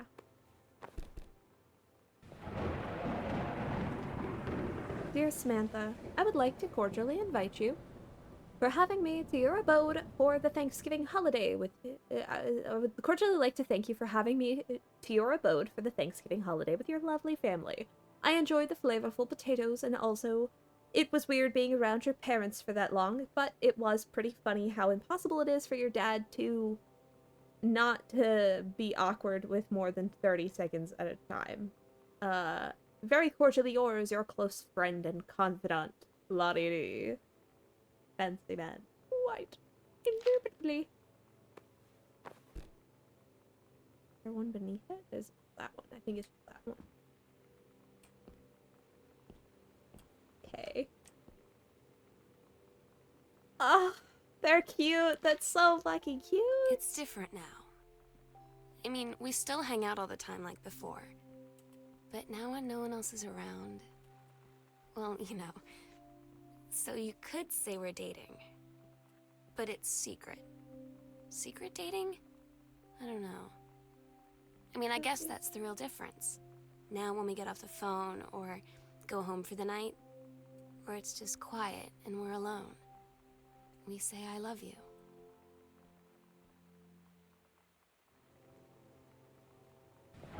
Oh, that's so cute. Oh my goodness, I kind of love it. We're here. One of my old assignments. Okay. It's the same sort of thing, but she actually did it legit.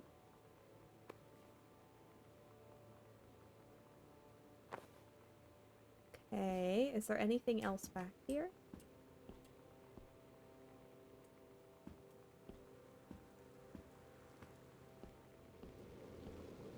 There's more.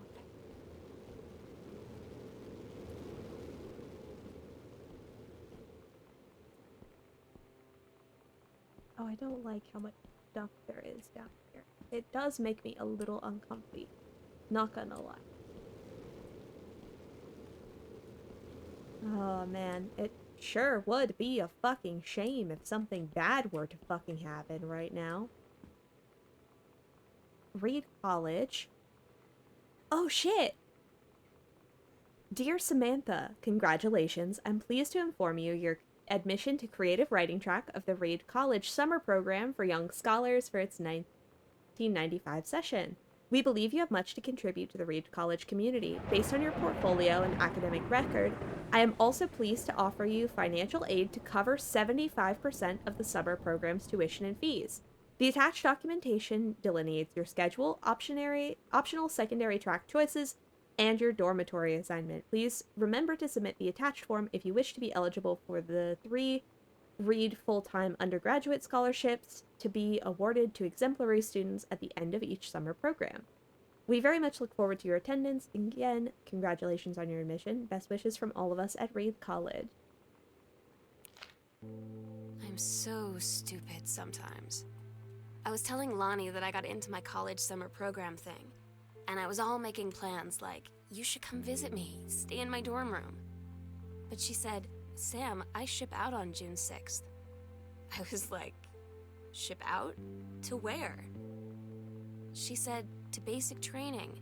What did you think I was doing all that ROTC stuff for? I guess she's been planning to join the army right after high school since she was like 12. And I guess she's really going to do it. So I was like, after graduation, I'm just never going to see you again? She said, let's just have fun while we can. Oh. Wait, that's so cute. Oh, they... Ah, she's gonna go... Ah. Damn. Oh! Dear Terrence, thank you for sending a copy of your newly published book. An author's first published manuscript is a momentous occasion. I read it this afternoon. I certainly recognized my son in this subject matter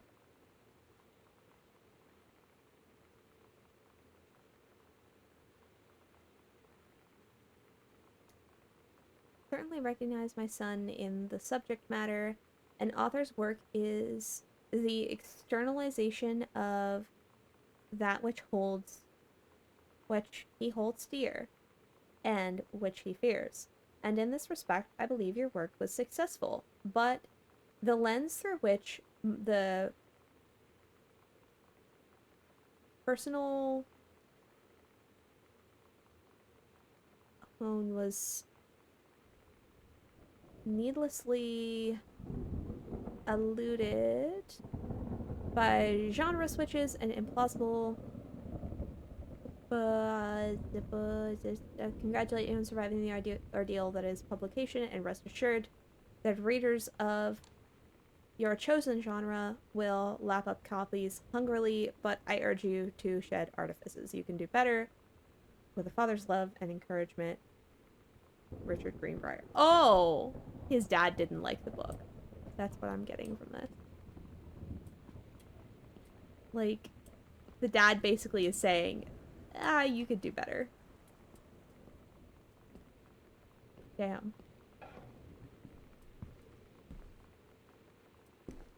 Alright. Girl Scout, band formerly known as Cub Scout. Todd's band lost their singer. Todd said he sucked. Lonnie said he got sick of Todd's shit, and he was complaining about needing a new singer. So Lonnie was like, I can sing. And they were all kind of like, you can? And she was like, probably. But she's been rehearsing with them for like a week now. And I finally got to see them play in Todd's basement today. And she's actually really amazing. I feel so proud when she's on stage. It's incredible being in awe of someone you love. So everybody knows it's like a temporary situation till she ships out in June. But till then, I'm gonna be at every single show. That's so cute. Ah. Anyways. Dear Sam, I'm so happy you like the drawing. I was thinking of you when I drew it. I knew you'd be able to tell. You love Mexico. I think. Probably. The nature here is totally different from back home. I keep thinking about Allegra and the first mate lost on a mysterious island where even the plants are out to get them. Then I think of them together, out there in the wilderness together, and I start thinking of you again. I lie here in bed and I can almost feel you. I've been trying to save it up for when we're together again. I haven't done a good job, okay? But I tried. Okay, enough about that. Your last letter got to me the day before we started driving back north. We'll be racing this letter home. If I get home first, we can read it together. And yes, I'm taking tons of photos, so we'll have to spend so much time in the dark room. Lonnie. Ah! So cute.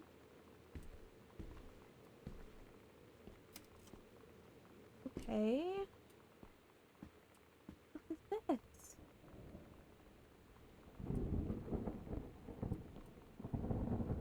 Damn. There's a lot down here.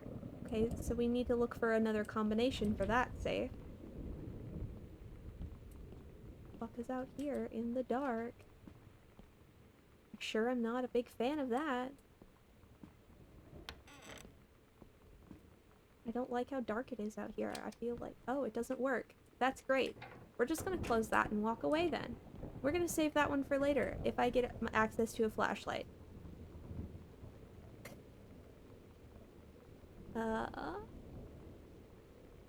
Oh, that's cute. Wait, she ordered the necklace! That's a lot of money! This is 1994 money! Spending $80 on a necklace for her and her girlfriend. God damn. I think that's mom's citizenship stuff. Oh.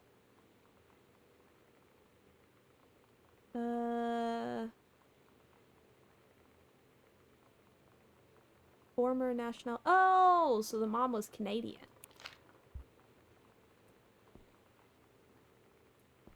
Canadian. Why the fuck would you want to come to US? Just kidding, I'm sure there's reasons.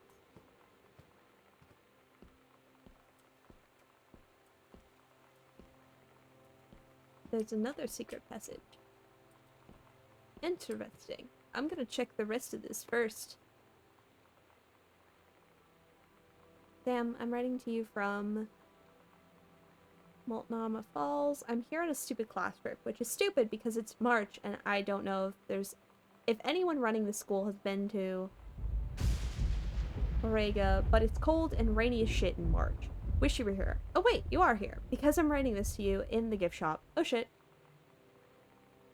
Here you go. Oh. They tell you to stick with the group on field trips, Katie. There's a reason for that.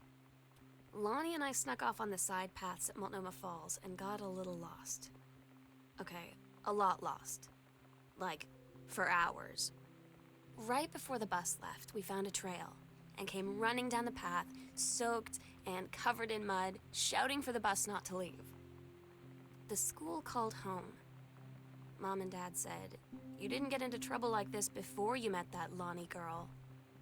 But I don't think they know about us.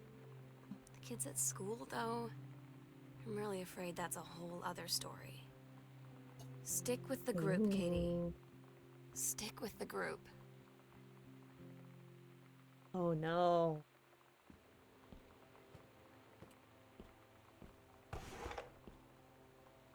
Newspaper clipping. Pharmacy changes hands. Interesting. No idea how that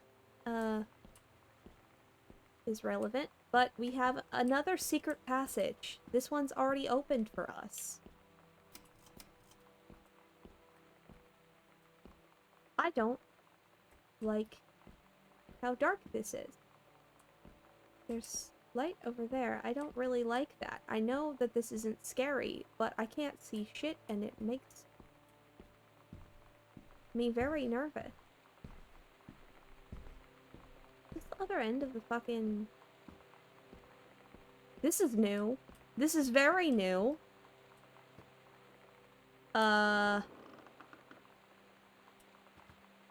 Fucking secret tunnels under this mansion. Okay. This is great. This is just great. Dear Miss Greenbrier, I appreciate the time and effort you put into writing your letter. It showed initiative and was well written, but it does not change my mind about this matter. While I understand that Miss DeSoto is a friend of yours, the fact of the matter is she defaced school property with profanity. The fact that she allegedly defaced her own locker in retaliation for another student doing the same to yours is immaterial. As to your complaint that no other student has faced punishment for their part in this incident, the fact is that no guilty party has come forward, and there has been no convincing evidence as to who might have defaced your locker. In other words, there is no one to punish. I would suggest letting this issue drop, as it will only bring more unwanted attention upon yourself, which I believe is what you claim this whole incident began this whole incident in the first place. I don't get Lonnie sometimes. Like, her band, and our zine, and her hair, and everything are all anti-authority. But I watch her in JROTC, and she's doing drills in perfect formation, following orders, no question. And there's all this stuff in the news about don't ask, don't tell. Like, she's going to join the army and then have to lie about who she is. She said they don't need to know what they don't need to know. Like it was no big deal.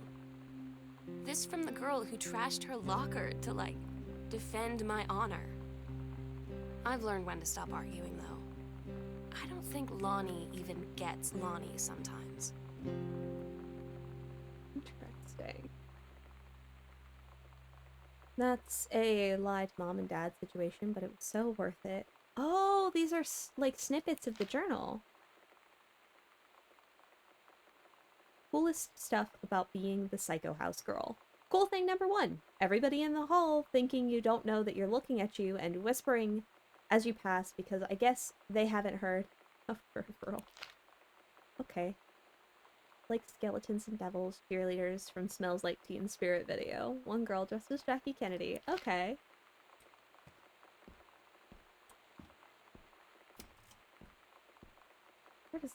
go? Another fucking secret passage? God damn. Let's go upstairs first. Okay. Go up. What's up here?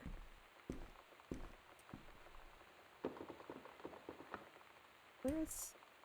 Oh shit, this is in what would have been our room. Another note. Nathan's Pharmacy.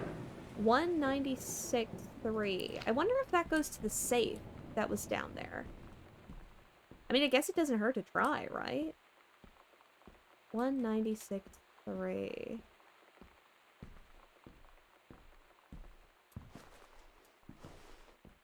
There isn't a sprint. So I'm just kind of walking around the slow way. Is over here, I think? One, 9, 6, 3. Oh shit, it worked. Fuck. Morphine. It's a letter. Return to sender. Oh. Oh, I don't know if I can read cursive. I will give this my shot. I write what shall be my last appeal to go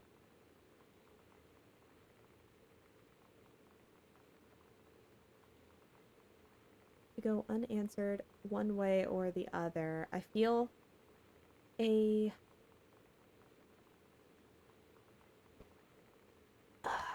oh my goodness. I feel as a prisoner, as on an island, with no jailer, no human or soul.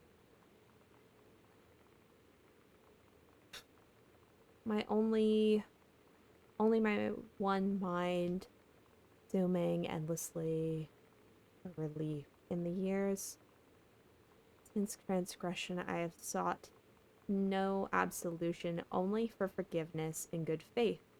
I have remained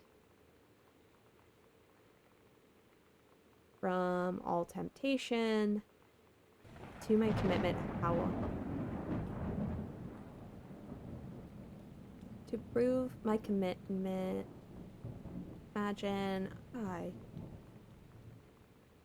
something bad happened. That's all I've got. Sorry. But there sure is drugs in that. Okay, back up we go. Well, into this secret passage for the other half of this.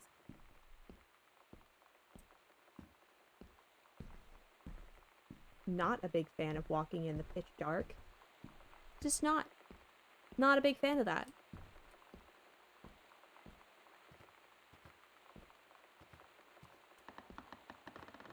Let's go. Oh!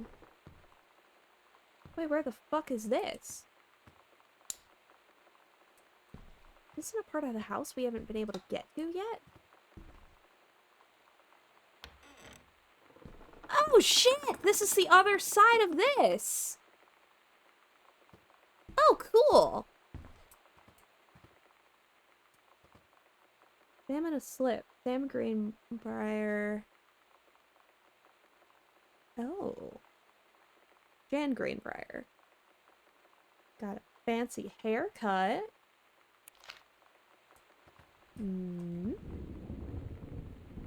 Offer of promotion.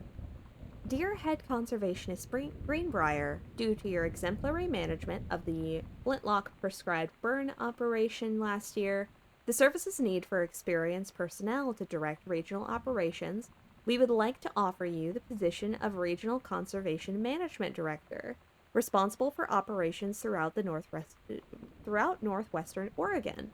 Your assistance would be sought to fill your previous position on site at the Flintlock National Forest. Your new position would be at the Regional Management Building, located at 128 Bullhorn Road, which should be much more convenient for your daily commute.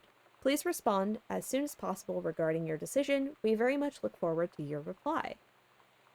She got offered a promotion because she did such a good job, but I don't know. Interesting. Hey, Lonnie. Sorry my mom is such a bitch last night. She's hardly ever around since her forest is like an hour away, and then when she is home, she takes it out on you because, like, you're not a member of the family. She knows you won't call her on it, and I'm sorry. It's okay. I know she's just jealous of our cool and freewheeling lifestyles. I feel sorry for you. I'm lucky lucky my mom lives in Florida. You have to have a mom every day. Sorry, I didn't mean to bring it up. The mom thing like that. I know, I shouldn't complain.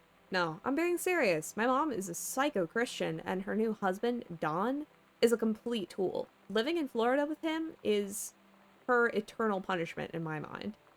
So, you wouldn't rather live with your mom in Florida? No. Okay, okay.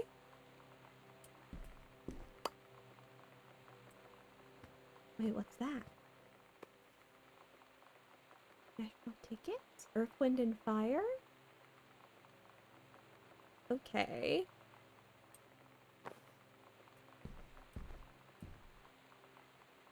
Let's go left first. And we'll just kind of work our way around. What's this? Sam, this skull was the coolest thing I found in Mexico, and it was like $3. Love it. Merry Christmas. Miss you. Wait, so I bet that's the skull that she put on the mantle, or like on the shelf in the foyer. That's so cute. I love that for her.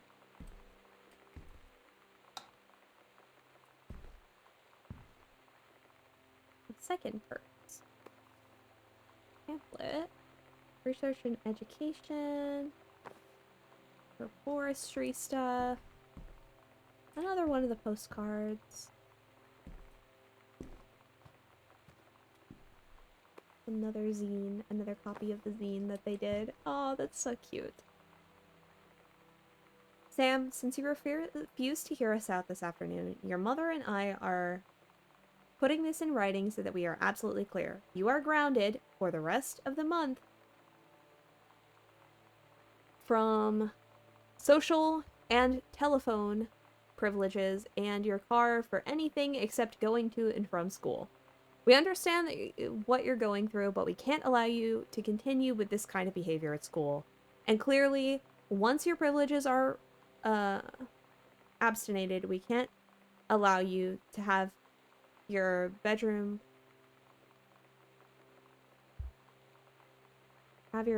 door closes while Lonnie have your bedroom door closed while Lonnie is in the house. This is the last word on the matter. Get back on course so this won't happen again. Oh, she got in trouble for distributing inappropriate materials on school grounds. They were passing out the pamphlet. They had to have been. I had an interesting talk with Mom and Dad tonight. One you were never gonna need to have. I mean, you've known, right? I've known. I've known since, like, She-Ra. Mom and Dad didn't, I guess. But they saw the zine and the stuff on the locker, and they were like, is there something we should know about you and Lonnie? And so here's the thing. I was prepared for them to be mad, or disappointed, or start crying, or something. But they were just in denial. You're too young to know what you want. You and Lonnie are just good friends. You just haven't met the right boy. It's a phase. That's what I didn't see coming. That they wouldn't even respect me enough to believe me. Well, joke's on them, 'cause they're in for one very long phase.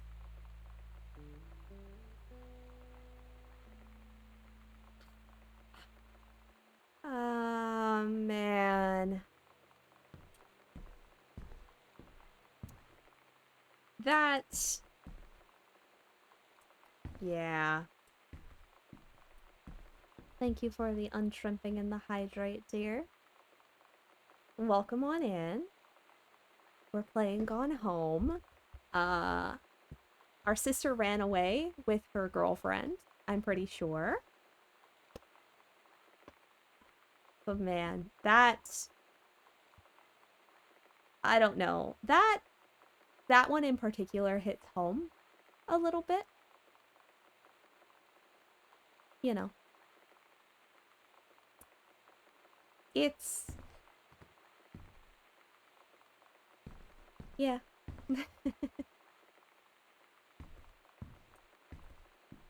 Not everybody is lucky to be supported by the people around them, especially not right away, you know? That's all I got. And thank you for the head pat.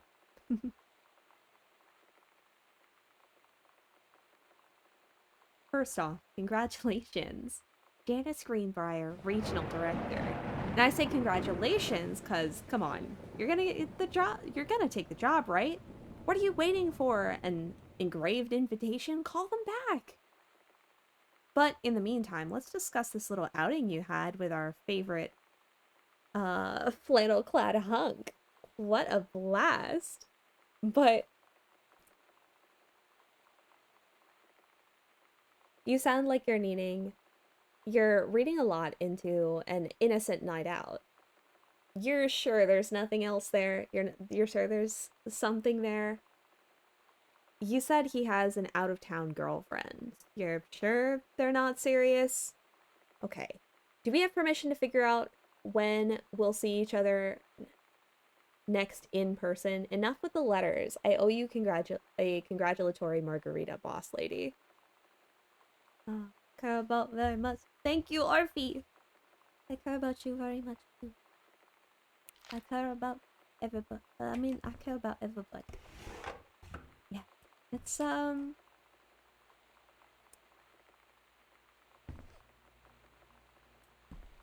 it's kind of one of those things, kind of exactly as Sam put it, where it's like you can expect people being mad and like mentally prepare for that kind of a reaction, but it's something else entirely to kind of get blindsided by.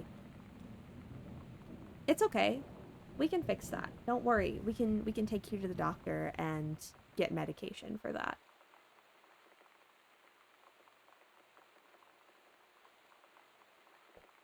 My tea is now cold. But it's one of those things where it's like,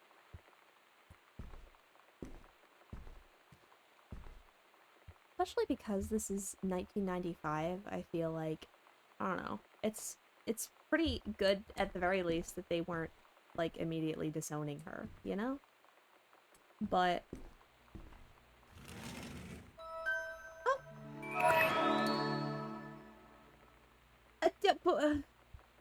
thank you. Thank you. I appreciate you so much. God damn. Thank you. Oh, that's a lot of money. No, a scrub too. Thank.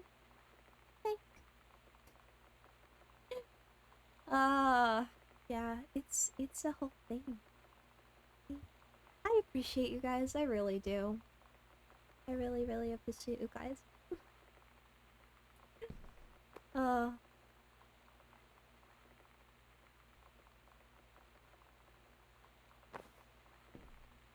It's yeah, it's kind of a thing. It's kind of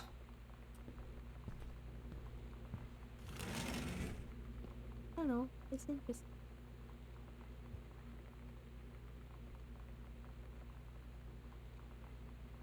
Samantha and Daniel were in the woods one day. It was sunny and they were on another adventure. But they went to the to the bad part of the woods, and it got dark. Daniel said, "Are you scarred?" So Samantha said, "No. Are you?" They they aren't, and they went more into the bad part, and then they went to a part that was never before, and that part was a ship. A pirate ship. Oh. Daniel finally came over to get his game. I'd been dreading it. But he brought this story with him that I wrote when we were little. I started reading it, and then there I was, crying at the kitchen table. He asked what was wrong, and I was thinking about how we used to be friends. What? How much I'd taken for granted. But instead, I told him about school, and Dad, and Lonnie. Thank you. And then how sorry I was that I wasn't his friend anymore. He gave me a hug and said it was going to be okay. For some reason, I almost believed him. Thank you, Snazzy. I appreciate you guys so much. I really, really do.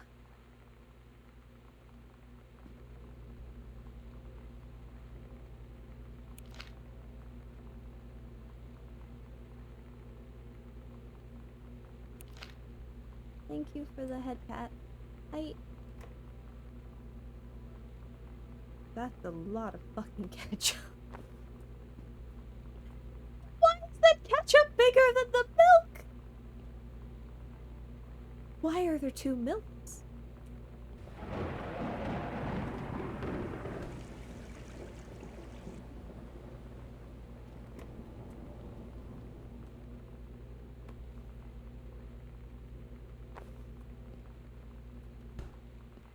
Bam. Look, this is a kid chicken nugget puns. Thank you. I can get so many chicken nuggets. Oh my goodness. I will have chicken nuggets for so long now. In the microwave.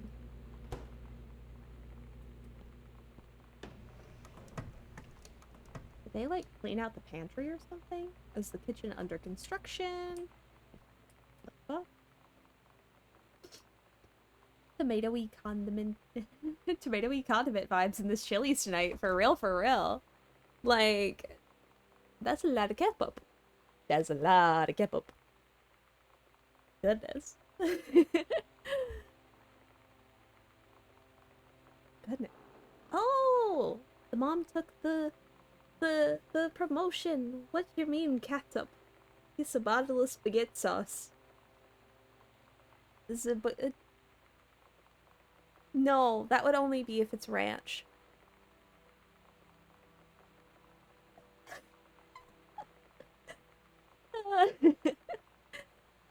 Dear Regional Conservation Director Greenbrier, having received your formal acceptance letter, I write to congratulate you on your new position as Regional Conservation Director of the State Forestry Service. Hey, what? Yeah, yeah. When I was a kid, you know, I assume you mean ranch as spaghetti sauce. When I was a kid, I had a friend who, we were little kids. But the way that she ate her spaghetti was with ranch dressing and a little bit of Parmesan cheese on top. Ranch dressing as the sauce. Yes, we were white. Can you tell? I mean, we are white. I am white. I'm not past tense white. I'm still very much white. Zesty Alfredo. Yeah, vile. Absolutely vile. Also, does it make it more or... does it make more or less sense if I say that that both me and her are turbo white and lived in, like, southern Michigan? So. Which I feel like just the Midwest in general is the home of the most vile food crimes that you can imagine, you know? with peace and love, some of the most vile white people food that you've ever seen comes out of the Midwest. I don't know why. I just like, you know, like those fucked up Jello salads and shit. Like the most like, yeah, made of terrible white too, and Midwestern, and all my food kinds of. I would never. Good. I mean, we were kids, but at the same time, I think that that could compete with some of the like fucked up casseroles and Jello salads.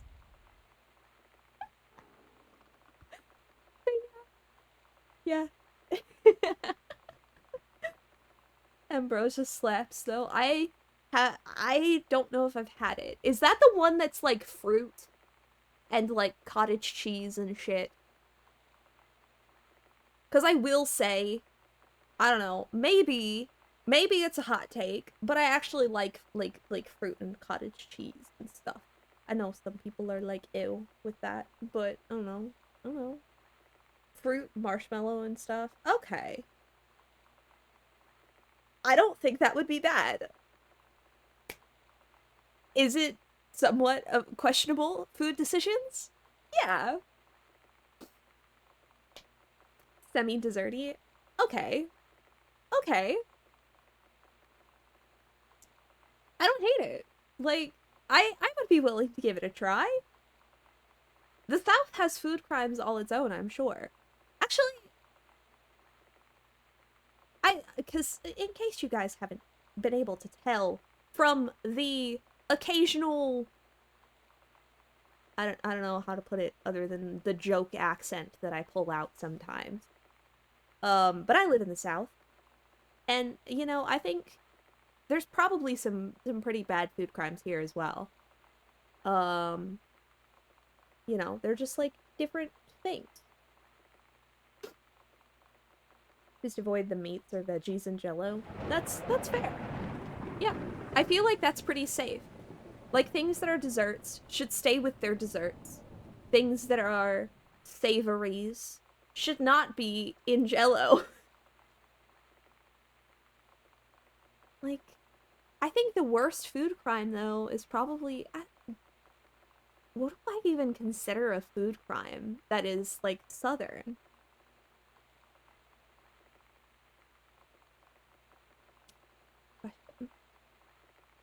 Oh, our like head boss guy is from New York, and he lives there still, and comes to visit town every once in a while. We have him try a Midwest thing every time he comes. We told him about the concept of a Midwest salad and some of the combos. He said he couldn't believe it.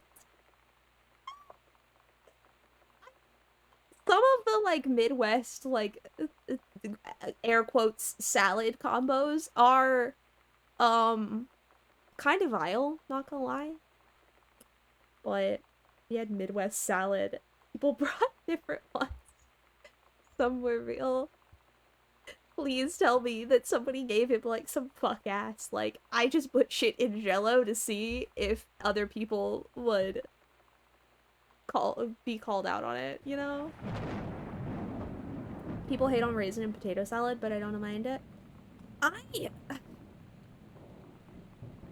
I don't like raisin in general. Like, I don't even like, you know, yellow and olives. That's fucking vile. Ugh. Like, I like grapes, but I don't like raisins. I just feel like raisins don't add anything. Especially when they're in something. Like, I don't think it's that controversial of a take to say that the worst part of an oatmeal raisin cookie is the raisins. That it would just be better if it was just an oatmeal cookie and there weren't raisins in it. I don't think that there is a single food that raisins are put in that wouldn't be better if they weren't in it. I don't know. I don't know. Or if it was a different fruit. I'm just not a big fan of raisins. Like, it's not a dislike. It's not gonna make me not eat something if there's raisins in it. But the best part of oatmeal raisins is the oatmeal. I would make just a I have like just a big giant like jar of oatmeal. Like, and there's a recipe on the lid that's like, oh, here's how to make oatmeal cookies. Like oatmeal raisin, oatmeal cinnamon, yeah. Like, oatmeal raisin cookies are okay. But if you took the raisins out, I think they would be at least 50% better. And I don't know if that's a hot take. I don't think it is. The worst part of an oatmeal raisin cookie is the raisins. Because otherwise, like, it's a solid cookie. Again, I don't know if that's a hot take, but that's where we're at.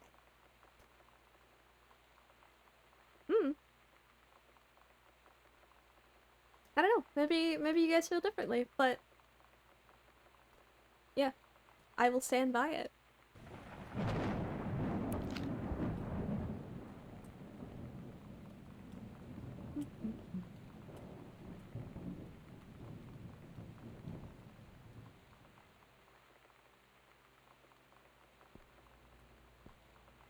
That I think that's it, it's okay. I'll just eat the raisins and tomatoes.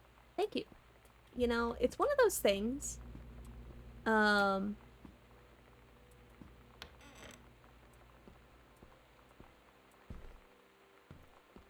I think like most relationships, you know, like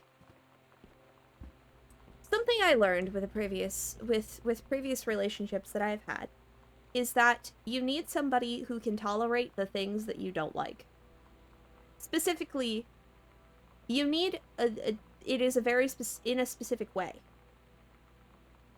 You know when you go to like a diner or something and they give you your sandwich and there's a pickle on the side.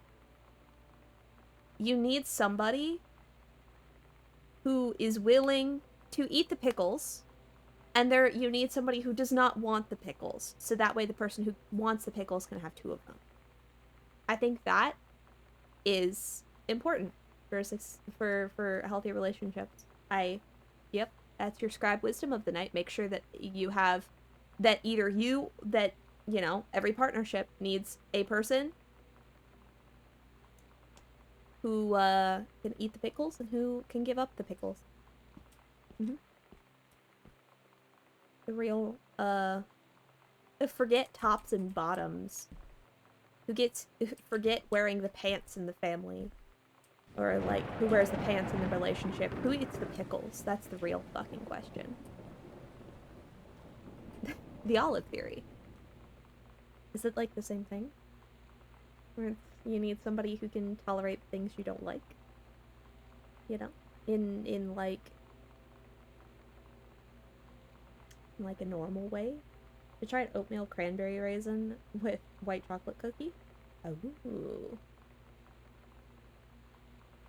I mean, that sounds good. But if it's just like a regular like grape raisin, I still feel like, I don't know. I made at one point like white chocolate strawberry cookies with like dried strawberry instead of like another fruit. Honestly, that kind of slapped. So it might just be a grape thing. Grape might just not be a cookie thing. This is a yummy tart Christmas treat. Honestly, it does sound delightful. It might just be a grape thing. Because like, I like dried fruit. You know? It's just not raisins.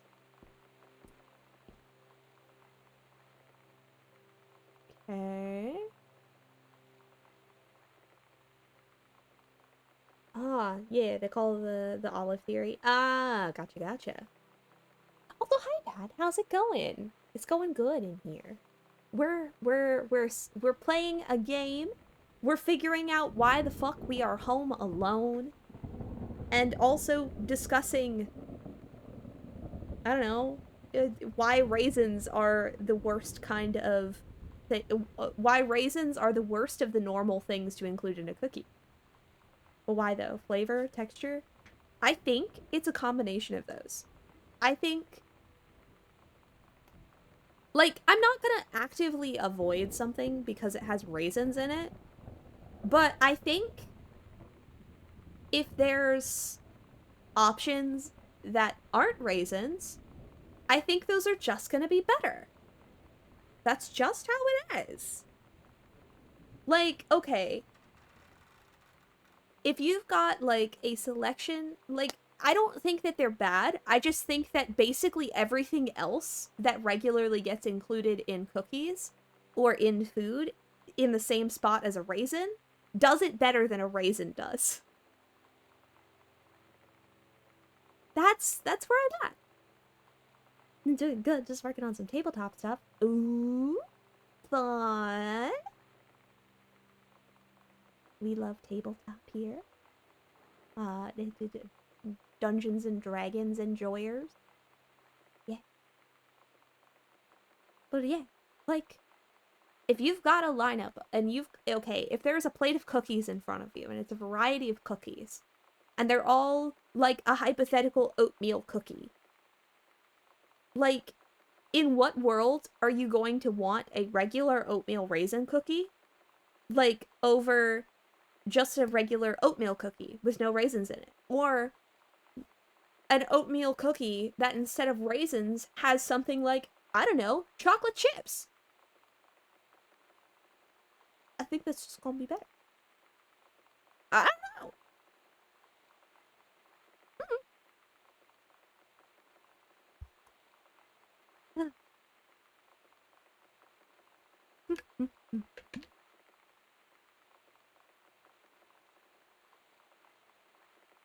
A little sippy because now I'm yapping. Yeah. Oh, unknown dimension. Dear Mr. Greenbrier, first, let me say that I hope this missive finds you well. Hell, it feels like a goddamn miracle that it finds you at all. Do you know how long we've been trying to track you down? Worry not, we aren't the feds, the men in black, or any other sort of creeping fascist hobgoblins. In fact, we're on your side. Let me start from the beginning. Unknown Dimension is what you might call a specialist publishing house. We traffic in the weird, the ahead of its time, the lost but not forgotten by a small but dedicated group of plugged-in bibliophiles type of out-there mass market shunning visionary expression that refuses to be taken on anything but its own terms. We've had an unparalleled run since our inception 4 years ago, unearthing and reviving Christ or zombie-like timeless works such as N.N. Bestman's Message of the Snakes, It's Inside Me by Jens Keller, and Emil Krieger's oft-banned Venusian Flesh Traders. But ever since we discovered tattered copies of your Accidental series at Church Rummage Sale in Long Beach, New Jersey, we've been trying to track down the author of this weird and dark American outsider art. It's just the kind of forgotten portal into 20th century civilization, anxieties, and delusions that our readers lose their minds over. James Bond and Harrison Ford might be the dick-swinging heroes that modern suburban America wants, but John Russell, a mild-mannered insurance agent by day, reckless, history-revising sociopath by night, is the twisted peacekeeper that it deserves. It's our mission to bring him back to life. Okay, so I've typed plenty. What do we want from you? We want your permission to reprint the work since their original publisher, Mercury Books, folded a decade ago. We want to supply a new foreword for the books to appear in the brand new editions of The Accidental Savior and Accidental Pariah, to be produced by Unknown Dimensions as a limited run and marketed directly to our highly discerning customer base. And we want to offer you a portion of the proceeds. Contract to follow, assuming you're interested in coming along on this weird odyssey. We look forward to embarking with you and thrusting your work, screening back into sweating palms of unsuspecting American public. It's about time. Okay.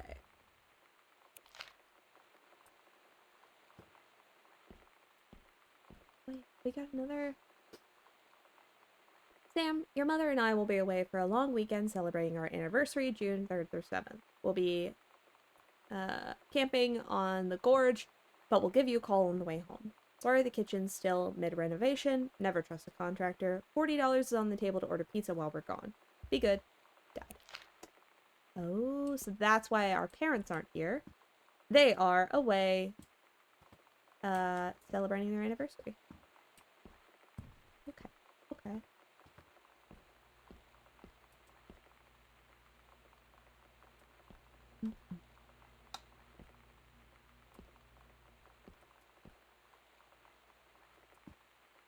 Up here.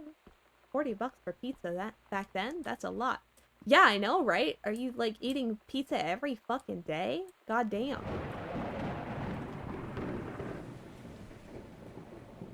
That's a lot of pizza.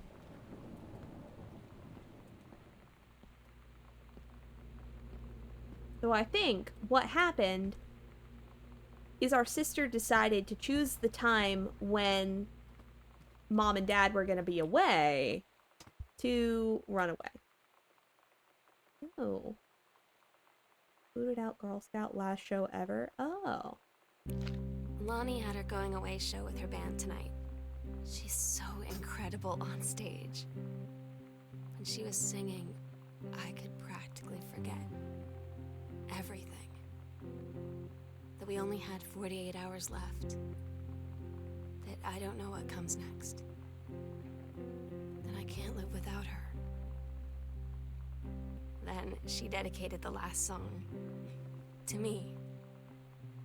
And I couldn't take it. I was out on the curb in the alley, sobbing till my ribs hurt. I would follow her anywhere, Katie. But I can't. Where she's going. After a long time, she found me. She said she was sorry. She said, I wish things could be different. I just wanted to make you happy. I said, I don't think you can anymore.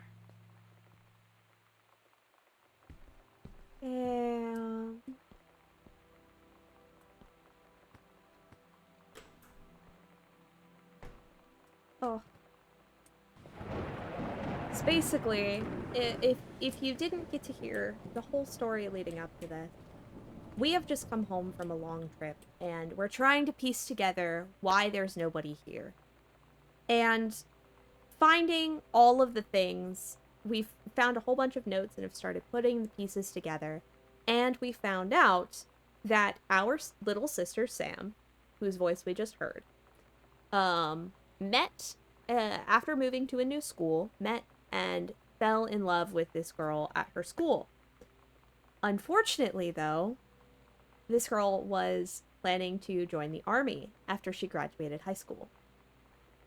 Which means that even though they have this beautiful little romance and it's adorable, they're like writing like zines to stop about stopping the patriarchy, and like she's in a riot and this girl's in a riot girl band and they're so cute. But she's shipping off to go join the army, and our little sister is heartbroken, and I'm pretty sure she ran away. Oh, army sounded like she was dying from cancer or something. No. She's healthy. She was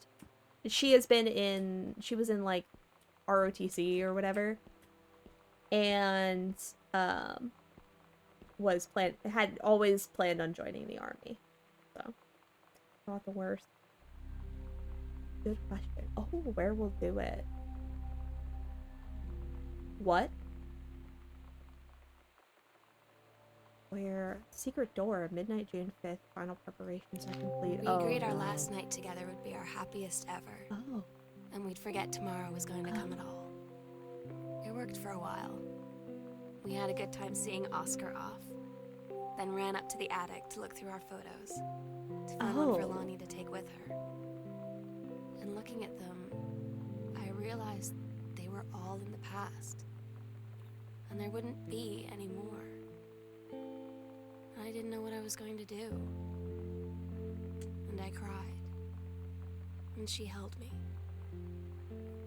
She said she knew it was hard, but life would move on. I said I didn't want my life to keep moving without her. That's when she cried too. I was so exhausted. I must have fallen asleep like that, in her arms. In the morning, I woke up, and I was finally alone.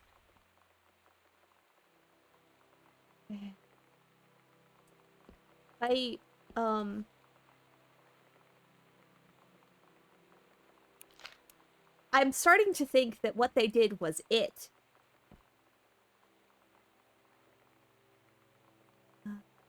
Almost 20 years since John Russell heard the call. Twice he saved a president's life. He's practically forgotten the days of the future of danger and excitement. Ugh.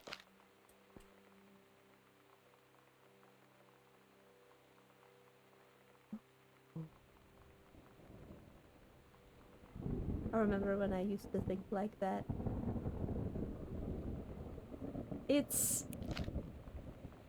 I really hope that this isn't I mean, this is doomed Yuri, but I hope this is like she's run off to like go like I don't know on like one last adventure with her girlfriend sort of deal before she goes off to facing training.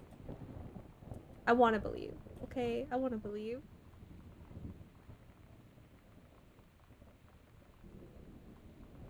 Yeah.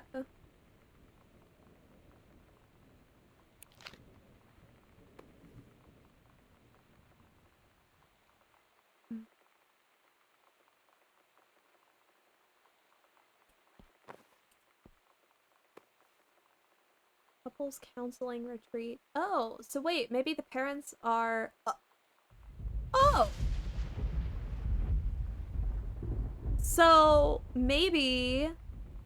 So the parents were the mom and dad were kind of like.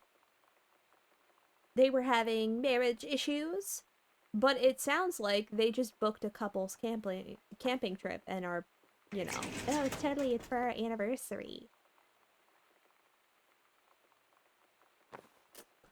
However, it kind of seems like, you know,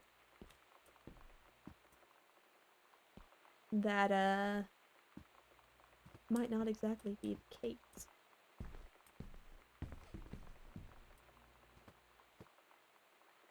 Also, there was something that the dreamer, for real, for real.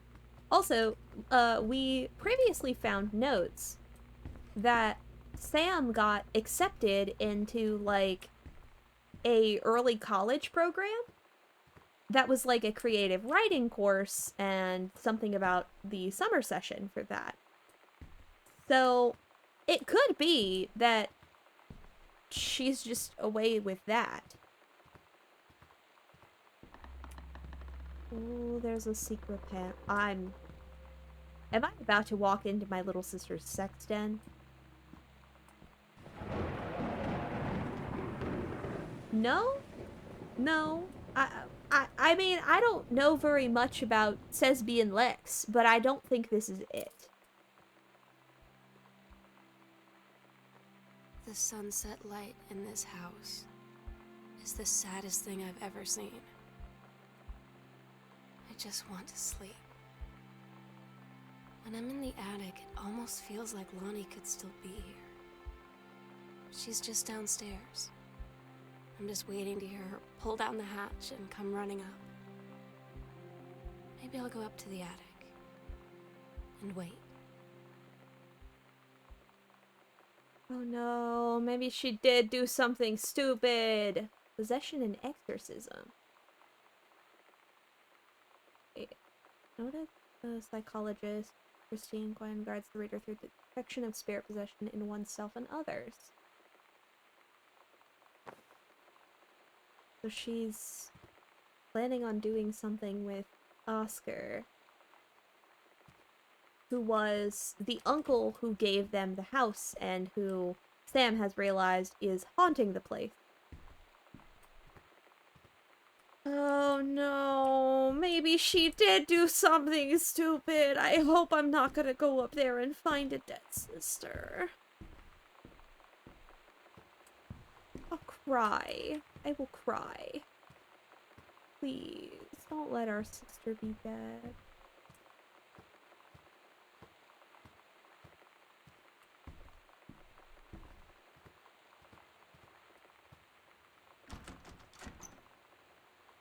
Oh no.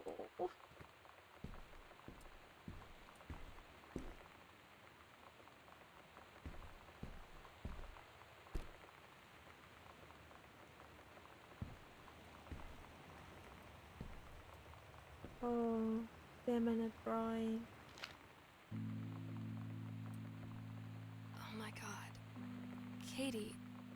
I fell asleep in the attic, in Lonnie and my old spot, and I missed the first 2 calls. I just barely caught the third one before the machine got it. And it was Lonnie, on a payphone. She'd been on the bus to Basic, and she said she couldn't think of anything but me and us, and that she couldn't go through with it, with the army and being apart and all of it. And so she got off the bus in Salem. She said, "Sam, I want you to pack up everything you can and get in your car and come find me. And let's just drive until we find somewhere for us." And she asked me if I could do that. And I said yes. Yes.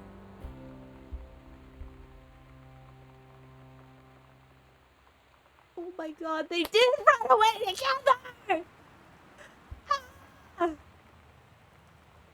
Oh my god. Oh. Oh my god. I'm not gonna turn the lamps on because I know that might mess up the pictures and stuff if they're not finished being developed. But oh my god, read letters to Katie. Oh shit. Was that it? Katie, I'm so sorry that I can't be there to see you in person, that I can't tell you all this myself. But I hope as you read this journal and you think back, that you'll understand why I had to do what I did. And that you won't be sad, and you won't hate me, and you'll just know that I am where I need to be.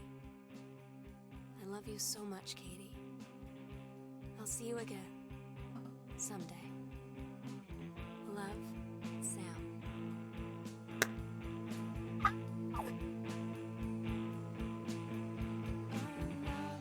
She ran away with her girlfriend.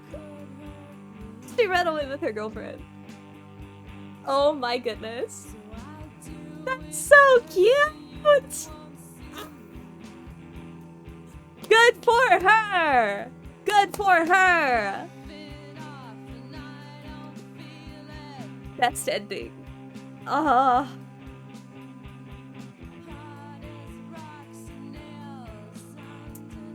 That's so cute! Oh my goodness. Little step.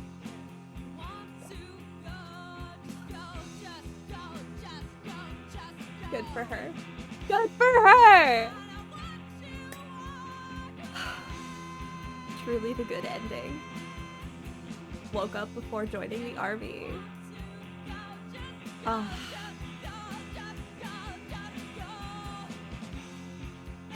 Very good game. Good game indeed.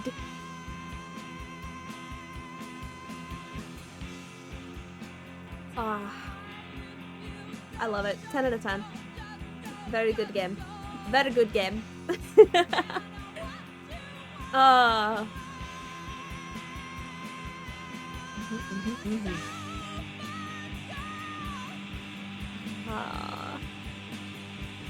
So our parents went off to the parents went off to couples counseling, And Sam ran off with her girlfriend. And I am so happy for her.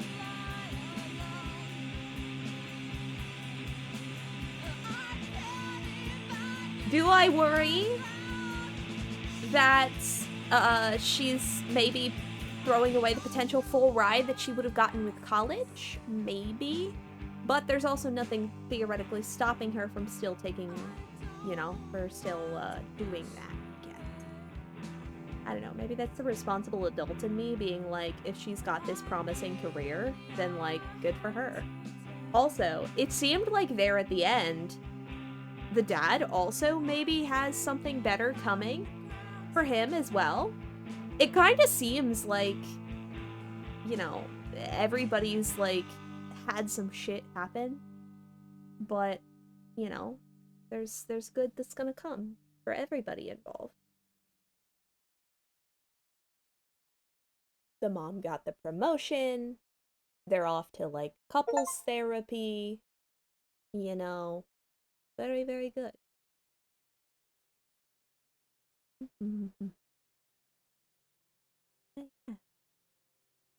Happy ending. Yeah, that was a good game. 10 out of 10. Very good game. Let's bring it back.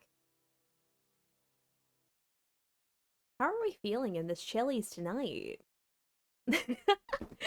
Oh my goodness. That was a good time. That was a very good time indeed. Let's... Yeah. Oh, happy ending.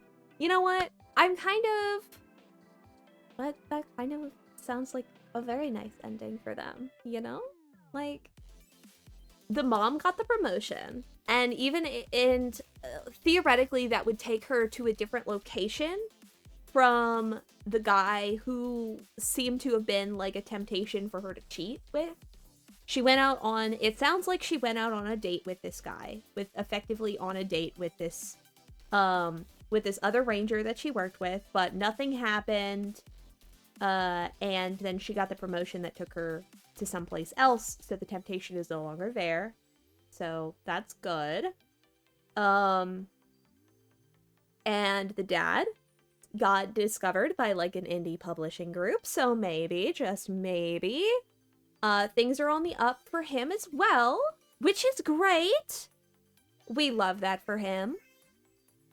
And, you know, Sam got to run off with her girlfriend, which is also great. And I love that for her.